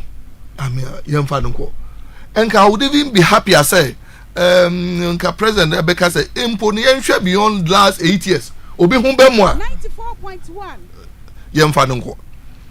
Remember one example. I mean, Umaya friend Ezra said Tamakulu. Yeah. On no issue. Oh my, or that's all. Wohonum. On the court of competent jurisdiction. A bua asem no a sentence no 10 years. I mean a man who a susuru oko Mr. President or fight here or say omkra mo ye allege em for mom radio obi a no ya sentence no de me message onka eno so nka ho abla kwa de wotimi ko ba bia onso ma no man ko fa no bra yes so say otimi yes a who say ebema na da stronko some me under my government obia sika bi ko fa ni nsem ema court I mean court ebua ne for say o madam 10 years ma suma blakwa say the woman wo bia oni interpol enlazy up na yenko fa no mra na o me serve the sentence so na oh so blakwa the information or information check wo bia interpol minister and ono so na oye in charge of all information we Ghana nyina omo enti blakwa wo that information but em wan say onya ba bia enkada and now this woman cry is I mean your good friend close by you and is no one kind no na obi ane de eye allege o no cry de onyanko court na ukase wo si interpol enfa no emra I mean the normal Ghanaian objective no in fact I mean only akro no tiase a nyeye so ya try na wi am ebuan for onu adwane oti baby wanka ho hwe eno so we are we wa government mu na de no see wanka ho hwe na mum obi a ono de afi na ye boss investigations crampo enko so yenye one for ono de wo so you I mean wasuma baby omo bi a ye mfo omra so esa na say we I mean selective I mean message ye reset Ghana new way forward idiot yema bibia I mean enye fine ni enye afina allow me to touch the education media I think says so no say president etimi ya a game changer because over urban areas teachers bebre nemum say ukowura areas I mean omo so and is a president ebetimi the 20% basic no aka ho nanka even we move forward to affordable housing ama teachers na tell or the account say even baby omo cry e was network no ni electricity etimi gina there nke bema basic education no etum pompa enti no there allowed him baby sika wo bia onkope I've heard say ebia na I mean free education or say yen to us fine name mum there made is board and no there or more betua feeding or more betua and think honum sika no betimi dia kwa kwhye basic there na bia teacher for e no wa pagem na o pagem me say lecture so there no wo ho lectures so there wo ho pa in fact basic 10% no amama for any anye ho sa enti no on the on pay we na lectures no so no on baby ensure hon research allowance no ejina fa ko achedodo enti if he wants us to applaud him there how many years? Oh, I believe that the last time was President Kufuor's time. So, and on one bar or say he wants to reset Ghana there, research and book allowance also. It should be reset. Or reset him who say yes, he's not being selective, but he's been a president for all. Okay, me that's but me say o fancy bi ana akola bi o SHS. Oh yes. What can I say na didi mu no say ya pa.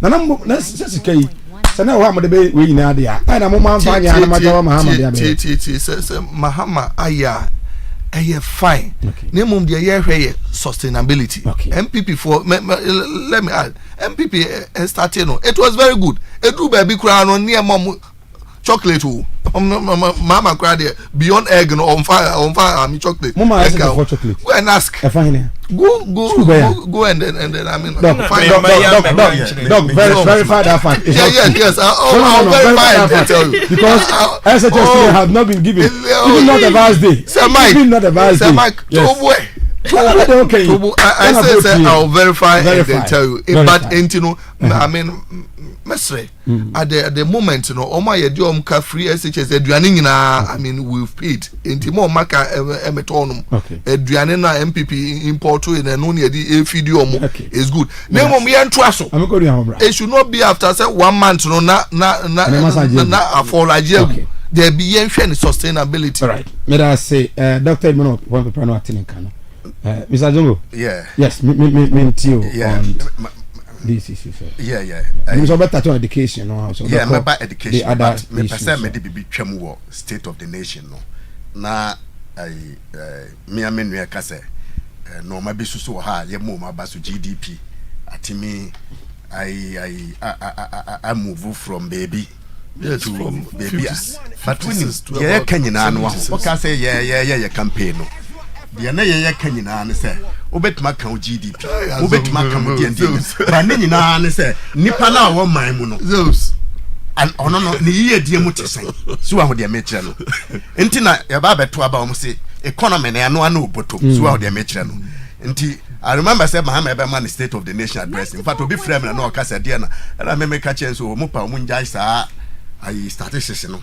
say GDP ne sa normal no no mu yo mehwe se nipa ne ye di na wonim se ma me ka se enu so aye duma but me de chen se wonim se 6.9 6.9 million Ghanaians currently 2024 that is the statistics living in extreme poverty extreme extreme poverty and I wonim se true sa kanoforia ta no do na no a microphone lose wo investment nti World Bank crowd the ba say you pushi 800,000 Ghanaians into poverty so and I was a banking sector clean up na me that I don't think said there was a clean up o share the way ya ntimi anwen say sebi nipa na eye den dodo na eye dwuma because you can say foreign direct investment me say na foreigners in the companies but nipa say no member employee wo okrom ha banks no ko no mo employee be over 57,000 o ma minim wo mo the way you see collapse banks na ma aho kira nkrofo famu ne enti pains bi won nkrofo mu a say de wo kan ya wo say and de me bo abaso no say wo kan wo say no prebo ho no ma admit because I say ya obi wo Ghanaians mu against sa the way Akufo-Addo see handle no man enti no say man distance mu ho and free no abu na mo ye ma adwene say so obi a man position seka one mo no homode na nka nimonyam so mo amehye party no na wantimi because we ye ni ye a nimonyam beden e be hye party no wanya ni ye ama party no a lose say massively ama sebi ye to mane party na so wanya asem a wono nko kana se na mo concentrate na mo hwe mo party but education side no make maka say at least me was a sector hokakra in a way I remember say many chance for leadership share na project bisa and do na no one of major problems say on say free HS no ye over centralizing so na adibia no a over centralizing resources bia no or na corruption share or na planning entimenye adwuma fan say it is a disassembly here common fund yes be free in crana bay obo say first quarter no na akoba last quarter nti we yahu bibia enye den enye yie so ahu saa na aduane no omu feed no everything was centralized nti the only magical as a Muhammad trigger you know em say decentralized feeding nti em say activate headmaster schools no accounts nti mo amon koye den enkoto moduane ba we ne de centralize ye na say de be omunyan shase sa yeah but say me at least that is what is going on say headmaster that is what they intend to do no they have started now no say headmasters na omo an procure omo food staff baby as you speak now emergency ne buy na me say omo ma ya ship no as you speak now there unsa utie nko ono akan ntino ntino hono sustainability no hono sustainability no and say we ya decentralize ya say ye nyina ya da boarding house no bi ye ko schools no bi ye di aduane papa so wa ho even though we ntimi nka say the best but sebi na ye chain de na omo and nyina over centralization and this a problem ba nti once omo decentralize no and so beboa and PTA so no is an integral part of the school system ntimi nyi PTA factor no free ba we so ba ye nem say mistake ye ne say ye say bibia be free nti no ye fee say bia PTA for no wo ho no mo a me said the intention was good say PTA for no the burden be financial but data there is no free lunch bibia ntimi nye free sir because in Korano na kire omo ko school Korano a no ma ye betoto ebu ha admission kura sika because parents per quality education enti na oba basic schools na obo say government schools no wo all right public schools no wo but omo de omo ma be ko international schools no matua sika eyeden enti no free chess ne de eye but quality no ene me say sesia me gidi say ehia so me prove on quality. Do you agree say how for them to have boarding me de me grad de me na fee say ka free education wo ho no mo aho I was say ka sa free education no eye for day students nko a okay nanka boarding aspect no yam shedam scholarship scheme bi nti ebi obi free tamale na eba wa ho de me kire no because secondary schools no untimi nya no community ana meboa because me fan say Prempeh College say you don't expect say omo tiben ahanko an be ko Prempeh College no no ya no friend I high order I demand or high order demand is say KNUSC untimi meka say Kumasi for there so ahu KNUSC ni si Kumasi there but obekwa na bia Kumasi for population won kra kakra so ahu every baby na eba e was high order demand no nti no dia ya kan say ebia obu ho no ebia no free tamale na eba so ahu o hwe sa distance no ntimi nka so me high hostel but there should be a scholarship provision because ebi mo ho betumetua so ahu o mo betumetua no kura no ke ye mo ntua de o mo ntimi ntua no na bia o free tamale na eba na se wontimi ntua pebi tamale na kwai no dabi ansa me ka se sa modernization concept no kura Kwame Nkrumah de bae no de na eboa se wono nua ba kokura kwada boarding house wa so ya ngunani o ya santini we ya yi a kaye bomb so one other object of modernization of Kwame Nkrumah bae was to build national cohesion intinent just tamale fo nyina nko schools wa tamale because say me mo nua no bu ho no a just nua I do agree with that. Many points they say. The first say free area voter region. Eba central region no. Eba boarding house no. Say more scholarship. Even the scholarship ni say politicians na de mom hu ni say ekoya say o yema nkola de bi scholarship at the end of the day no omo metumi atu ano ano omo awofo na be sa system na senti me won say me nya scholarship form 1 to form 5 okay commercial school Montreal Pessoa. Okay. Enter na make us value crisis no. Dem nya koko.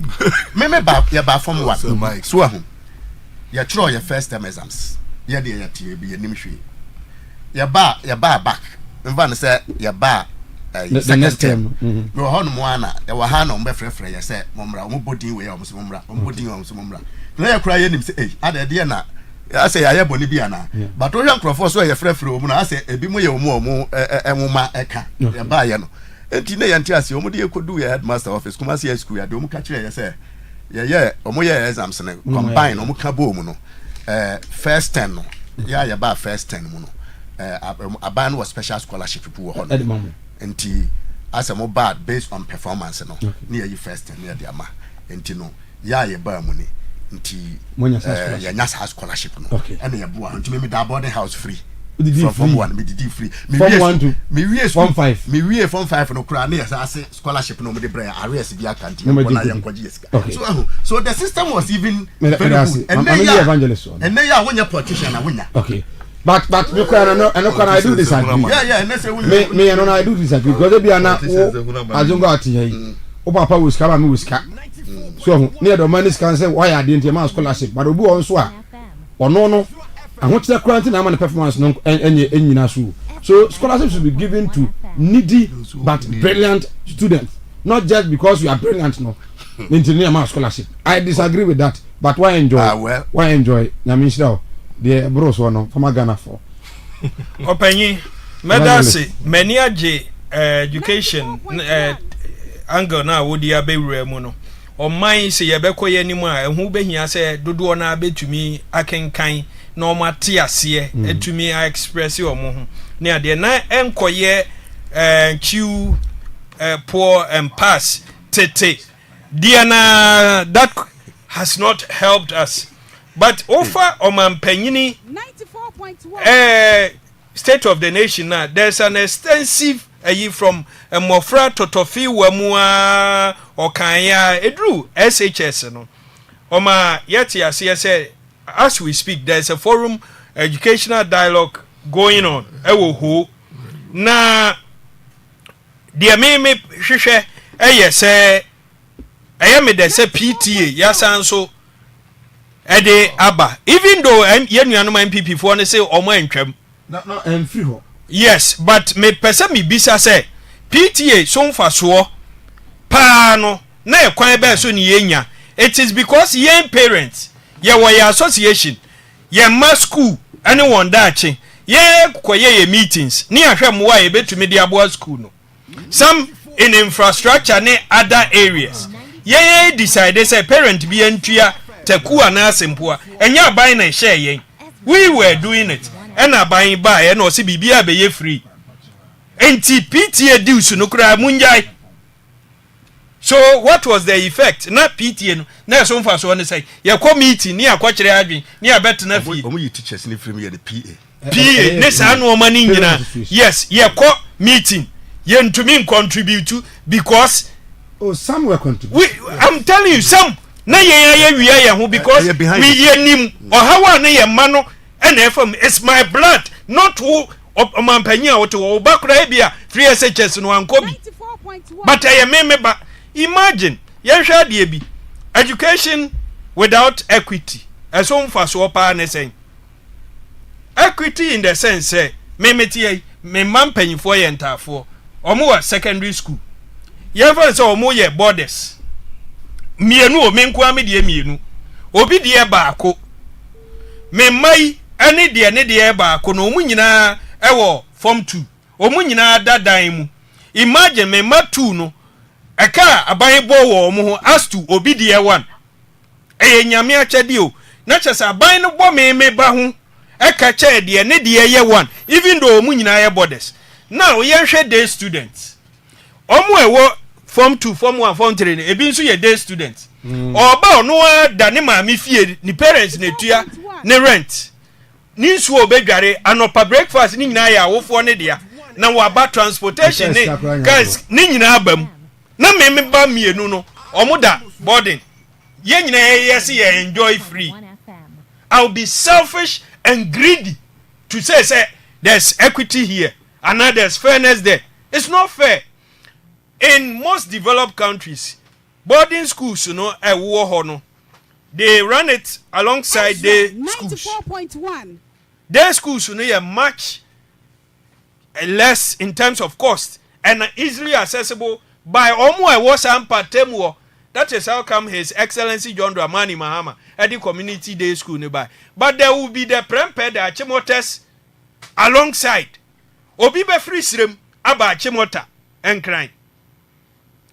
Let's that political angle when they buy Yankambo or Beseno near the that's suspicion. Let's take it out. Nian Kasa say awofo yen mother chini edwe ho. Enti Obia ofri sirembeko Achimota. Ebetumi aye scholarship. Or special way be what being there must be that reward, introduction of reward. So everybody wants to go to Achimota. Prempe or was near the everybody wants there.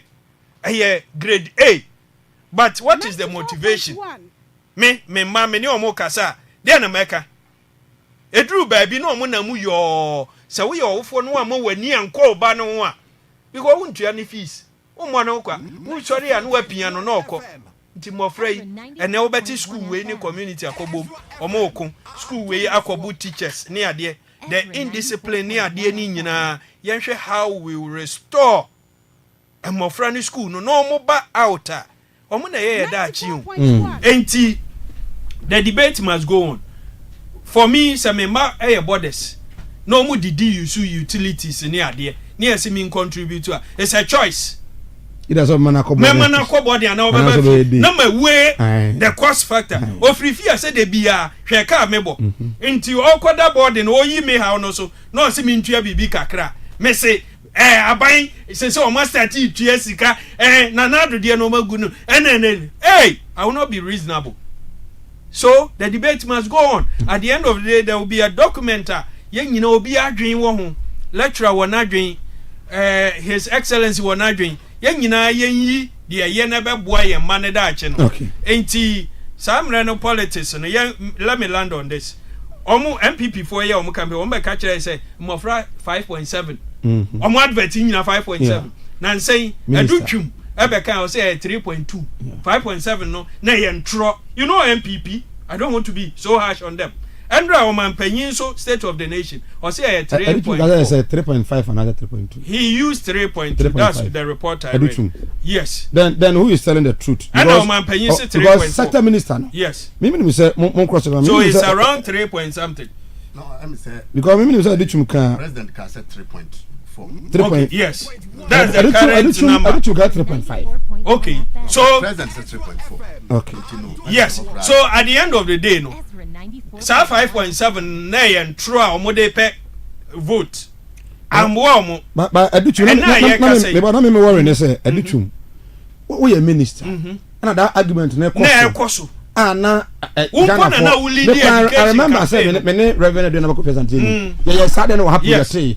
A challenge man for people can say yeah agenda again. Yes, it's true. So how come say utna wa and then the moko opposition. Na opposition over we are say okra no nya credible. So Aduchu am situation. You should have even come out. Into London no. Your Excellency, a minute. Let me land. Minute. 0 with all the figures I hear to know. 020. Let's settle on Oman Penyini dieno. Aduchu mabam. 3 point something. Oman Penyini John Dramani is 3 point something. So and 5 point something. It's around 3 point something. But all in all no abwa. 0558 620 300 0558 620 300 and I say 0208 340 412 0208 340 412. My activity phone lines no. Ebia obi ano obetumi AFRIFA sene so.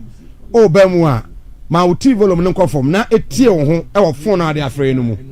Lower the volume of your TV set. We will hear you clearly on your mobile phone. 0208 412 0558 620 300. Hello, good morning. Yes, I do. Ezra 94.1 Sa Mike ni bacho. It's a man Pachame.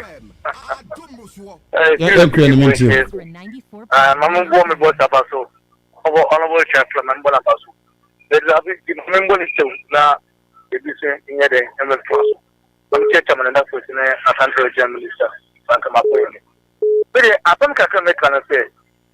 I think honorable chapter, my church much a gun for my gun of United States. But the rest of Ghana for so Obiania was sent from President Mahama. There's the debut, all two Catholic, very much of the Ghana gift.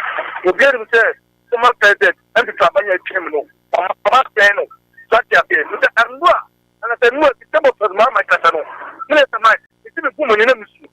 Oh, send 2 ministers bringing the 2 million. Oh, let's be some of them because my God for the cow. Never said, it's so Obiak to Bob Yakuno. But I say, but Educhum, they are not 3.5 on the number of Ghanaian children are enjoy a benefit free SHS now. Educhum making clear, say 3.5, not 5.7. No one penny 3.4. Well, good morning. Good morning, AFRIFA. Hello, Mike. Sir, I don't have AFRIFA, mean to you. Sir Mike, you're from the Congress of Cassation so. Sir Mike, Mammy Moa Bassonana pay Acunia Cassia with Yamame. Now Minchia Santa Regional Minister and Honorable Force Nederi and Advisor Richard Pranso, then one Abasso Namin Cassania Minchano. Now, Sir Mike and Sembri and a marble bustle. Now, we share evangelist in Chechuma or Dema. A task to the extent say. And now, Quadanka to your Muku school from 2017 to 2024. Say, Mike, one number I can say, and Quadan discipliner or some communal school, no, a swatting. A teacher for Uncle Tom Quadana, who cover secondary schools are, who share youth now, and a teacher for now, or more, what was a more age you quite pay. It's a teacher needs a classroom now, because such Quadana, Quadana for respect, more. But first, the teacher for no more charge or second cycle institutions, and that's a bit no more, no, Equine Nimikaka, into a Quadana and Quadanity. It's a best His Excellency John Dramani Mahama, and they have introduced the education minister saying, among is a shabby, said a teacher for no more charge or second cycle, no, that a more penny never could in Nimikaka, no more classroom, no more let some Quadana, or Munyan Chassia, and hello, good morning. Hello. Hello, good morning. Abani uti on radio no so TV no so odi be AFRIFA. Good morning, Papa. Na pom to say. Nyame adomboko yenti. Hello, good morning, Papa. Good morning. Na pom to say. Hello. Hello. Me say oba mentie wo ho ewo TV no so. Phone na de friend no. Eno na wo say uti ho.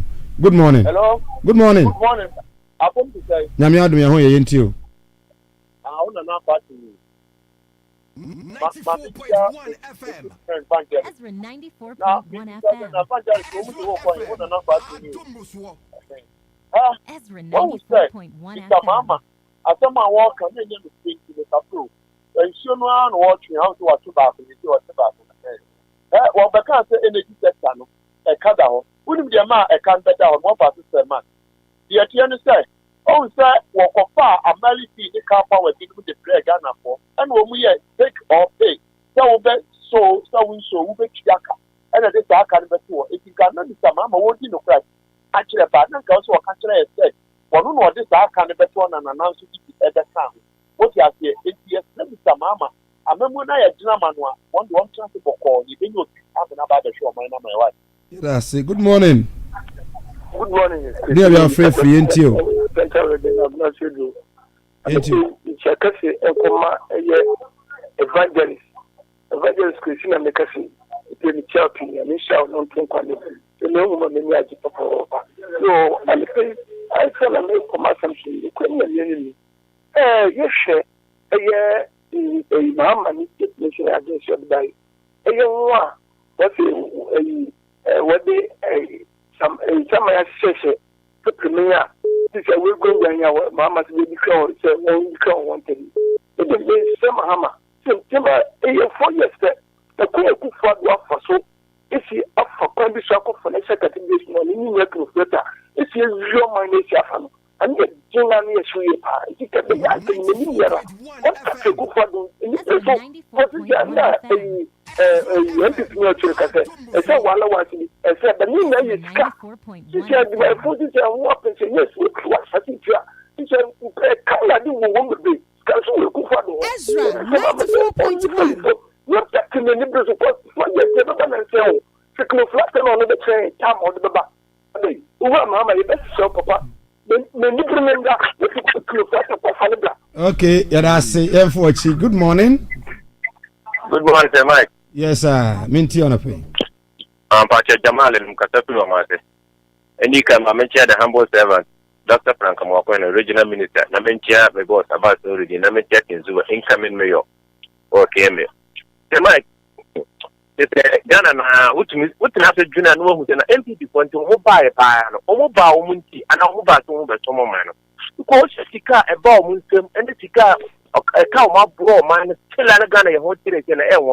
Because mobile and the Samosaria and the Mahama Bani Huni. So I did Papa Viva Mahama and Oka a budget, but near Airborne and the Omut Mahama. Mobile Sika Bank is just smoke on his cabana Morita. Uba move to change from $250 million. What time am I? Ghana for tractor from move to $250 million. More ready. Ghana stabilization from move to $300 million. More ready.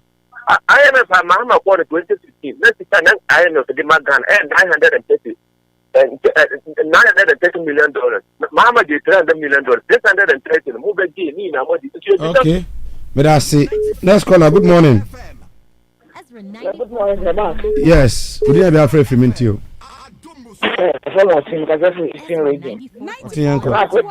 Now go and pass over me because in here, Pana, you have good a comma or burning in Anna. So when you want more of the roof for bar or the plus one as all the same. And the second question is, and this for all of them, you know, and it did. Because the I could not be dear. I want to name come as him. Said the Banata, Bonan Guanum Cafano. And also, as you say. Okay. May I say, good morning. Morning, but what is it? Namia Dom Yahoya Pa, mint you. Oh, Monia Jumapa. Get us. I mean, Pacho, you will hammer. Address your Bema, Lipacha, cannot take any dear Kaho and after Kufa, the Uncle or Kai. And this you know to us, young Kaya who move. You move, man, and President Busan said, a Kufa to so or Kaya who Omuna Kamu Bomi, a Kufa to Bumino. Oh, yeah, most sano, and near my and yet Nabukafa Papano. It did you sure, you know, Sunday, yes, but you'll be able to come home. And this you need to continue, ready, baby, say Kufa, big guasa. And my sad, you know, kind of yo, Sanda Mahama to be because you're not the Pamayo. Will be to one car home, not the over to the young kind of home. Did I say, next caller, good morning. Hello, good morning, Mr. Samak. Yes, sir. 94.1 FM. Oh, okay. Nja mete on catch bibia boko. Ana wa ban co-position to so co-position kakra. Your co-position na you chiri. Because say BBC college no mensa dan tem on cancer. As a man can perform munya 3 months kra na IC na na ebedi 1 year dey na. Agbo wan say opa kikafie time na ashafi. An say and the position. Che mo be candidates, we heard your money to every day. I hope you to Mantamaka, not to you. Then if you go to check your money for years. Put us here. Can I speak to the former president Muhammad Dubai? It's poor speech. In a Catagana for your poor, who will affect you, whether it's in the poor.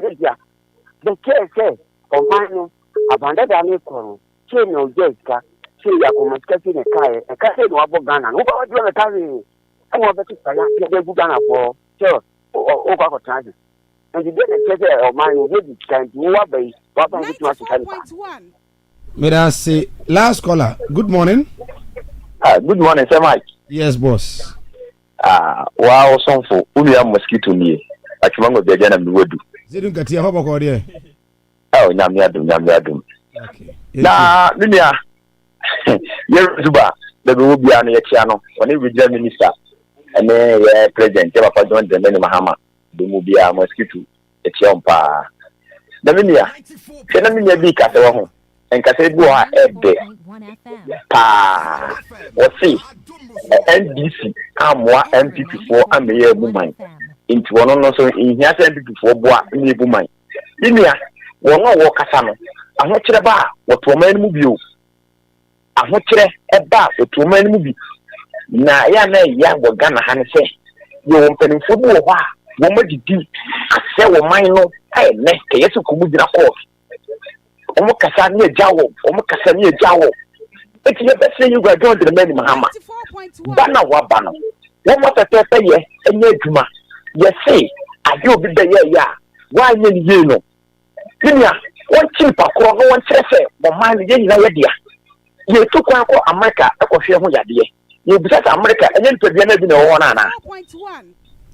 Meda say General Universia sorry so penny musra asenema mama na kwan ma trading pon boss ba say na ye adwuma de nyame asem dokodoko pa etwa so on your radio Throne of Holy Trinity ofi yase so better say na afio de nyame asem a nkwa wo mu no ode abedomo na I mean your birthday see that fin wrap up and sorry shadow say nyame ya adomo a on the 16th of this month and the long awaited or awaiting abon lunch apostle Viamponsa the abba enyumo de abba favor no eba so 16th of this month and the album launch,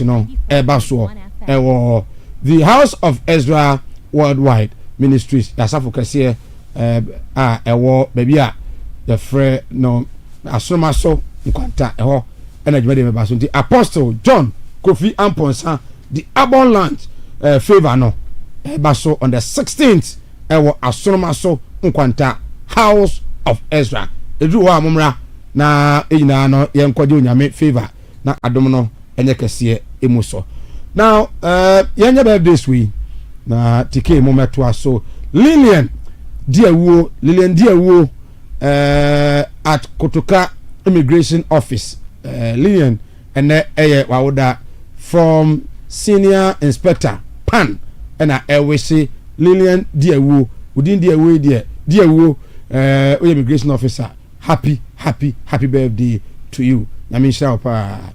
Then the last one, Ansa Lenda, Krantima, and one so awda Obafefe from Michael Atta, Ezra TV, Ezra Radio, wishing you, beautiful lady, a blessed, happy birthday to you. Namisha, na on your case. Right, yeah, sorry. Your Excellency, mean you just 30 seconds na yanko. Yo, where dear, mede baby ne. I say yem penning for no baby aba bedu na social media aba no nti no ene obi a journalist nti the oba kan ne no one way na chi no ko ka bibi fufu say ya and send the right signals. It is a figures here near Ken educational minister yet 5 point even make as 5.7 million no 5.7 no consistently consistently trumpet and a buyer afedia 3.5 and waba admit no 3.4 which is which sabia na ekoso was agenda 111 no agenda 111 no last year September Dr. Okobo said ye here 7.5 billion and they are complete so what they mention no President Mahama Baye was 1.7 billion in the here for the completion. Dr. Ansiasari, I send on another presidential advisor on health. One also say here 1.4 billion. Well, so which is which? Dumrebia, yeah, Omuma, Noma be any honor. And your respect to Suma. Or a development consultant, or a planner, or a politician. And a social commentator Nyaba Ariba Azongo and then the what and I pay the former vice presidential candidate in this republic at the Machum Berema and Watenenka. Dr. So Mike, Chairman Edmond Opon Pepra. So Mike, mebu no mo Ghana says the human pie ejuma jobs. So mo share ni mo say 24-hour economy ebeba ama omo enye ejuma. Meeting or radio so nim say true as NDC mebu no omo akwa BCG NDC office that's true. Say omo pe jobs. That is the reality. I be confront to government. Okay. Tino mesen onya complaints no.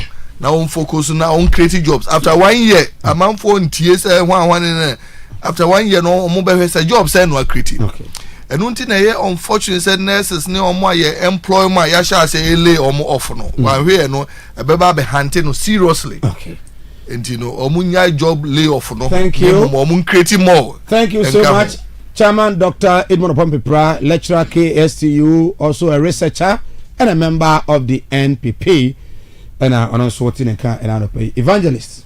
Openyi emebunu hia adwuma na eba no aban adwuma mu a ye wo enhyehyɛ da ho na yenim sɛ yenuanom a ye fa mo after 7 December even though ye beka ye MPP ka sɛ ntesa no at the end of the day yenuanom bi akofie you unfortunate His Excellency John Dramani Mahama ne Professor Nana Jenopoku adwuma after budget finance minister de beba no ye behunu ye sikasem ye befa a police for ye befa nurses ye befa doctors ne adwumafo bebre enti yen wa hweyem 24-hour economy no I started with passport office DVLA and publishing company yes now most state institutions are running publisher that is for the government initially it was not so nti ba ku mienu ni e form ni e ko Evangelist Otepra is a leading member of the NDC Communications in Ashanti region ye free hey na ye ko ye nua Penny Julius Caesar na Ultimate FM morning show we free ye ko na yi na Rich Park ho na yi no ebe ko so be dey say Mike I mean chair na Jogati no matter what Joe did a good work. Yes. The Ministry of Railway inti minimum say Honorable Jogate at the end of the day no bibia ebede dey e dey amano that kind document no you who say he did the genuine work ya chair Honorable Jogate na afi menchia JFK bia obi anso mecha be say Mike on behalf of the entire team of our Tabodi afi the entire team ni na no ya dey see HOB bia nyame ya ntomo a da sene yebesan Asia seneso se obekoso eti Ezra na Ezra so TK Atabuadi nation okoja mai Ruben ne entitlement na no ya cheche bia have a great weekend and enjoy your weekend yakramo.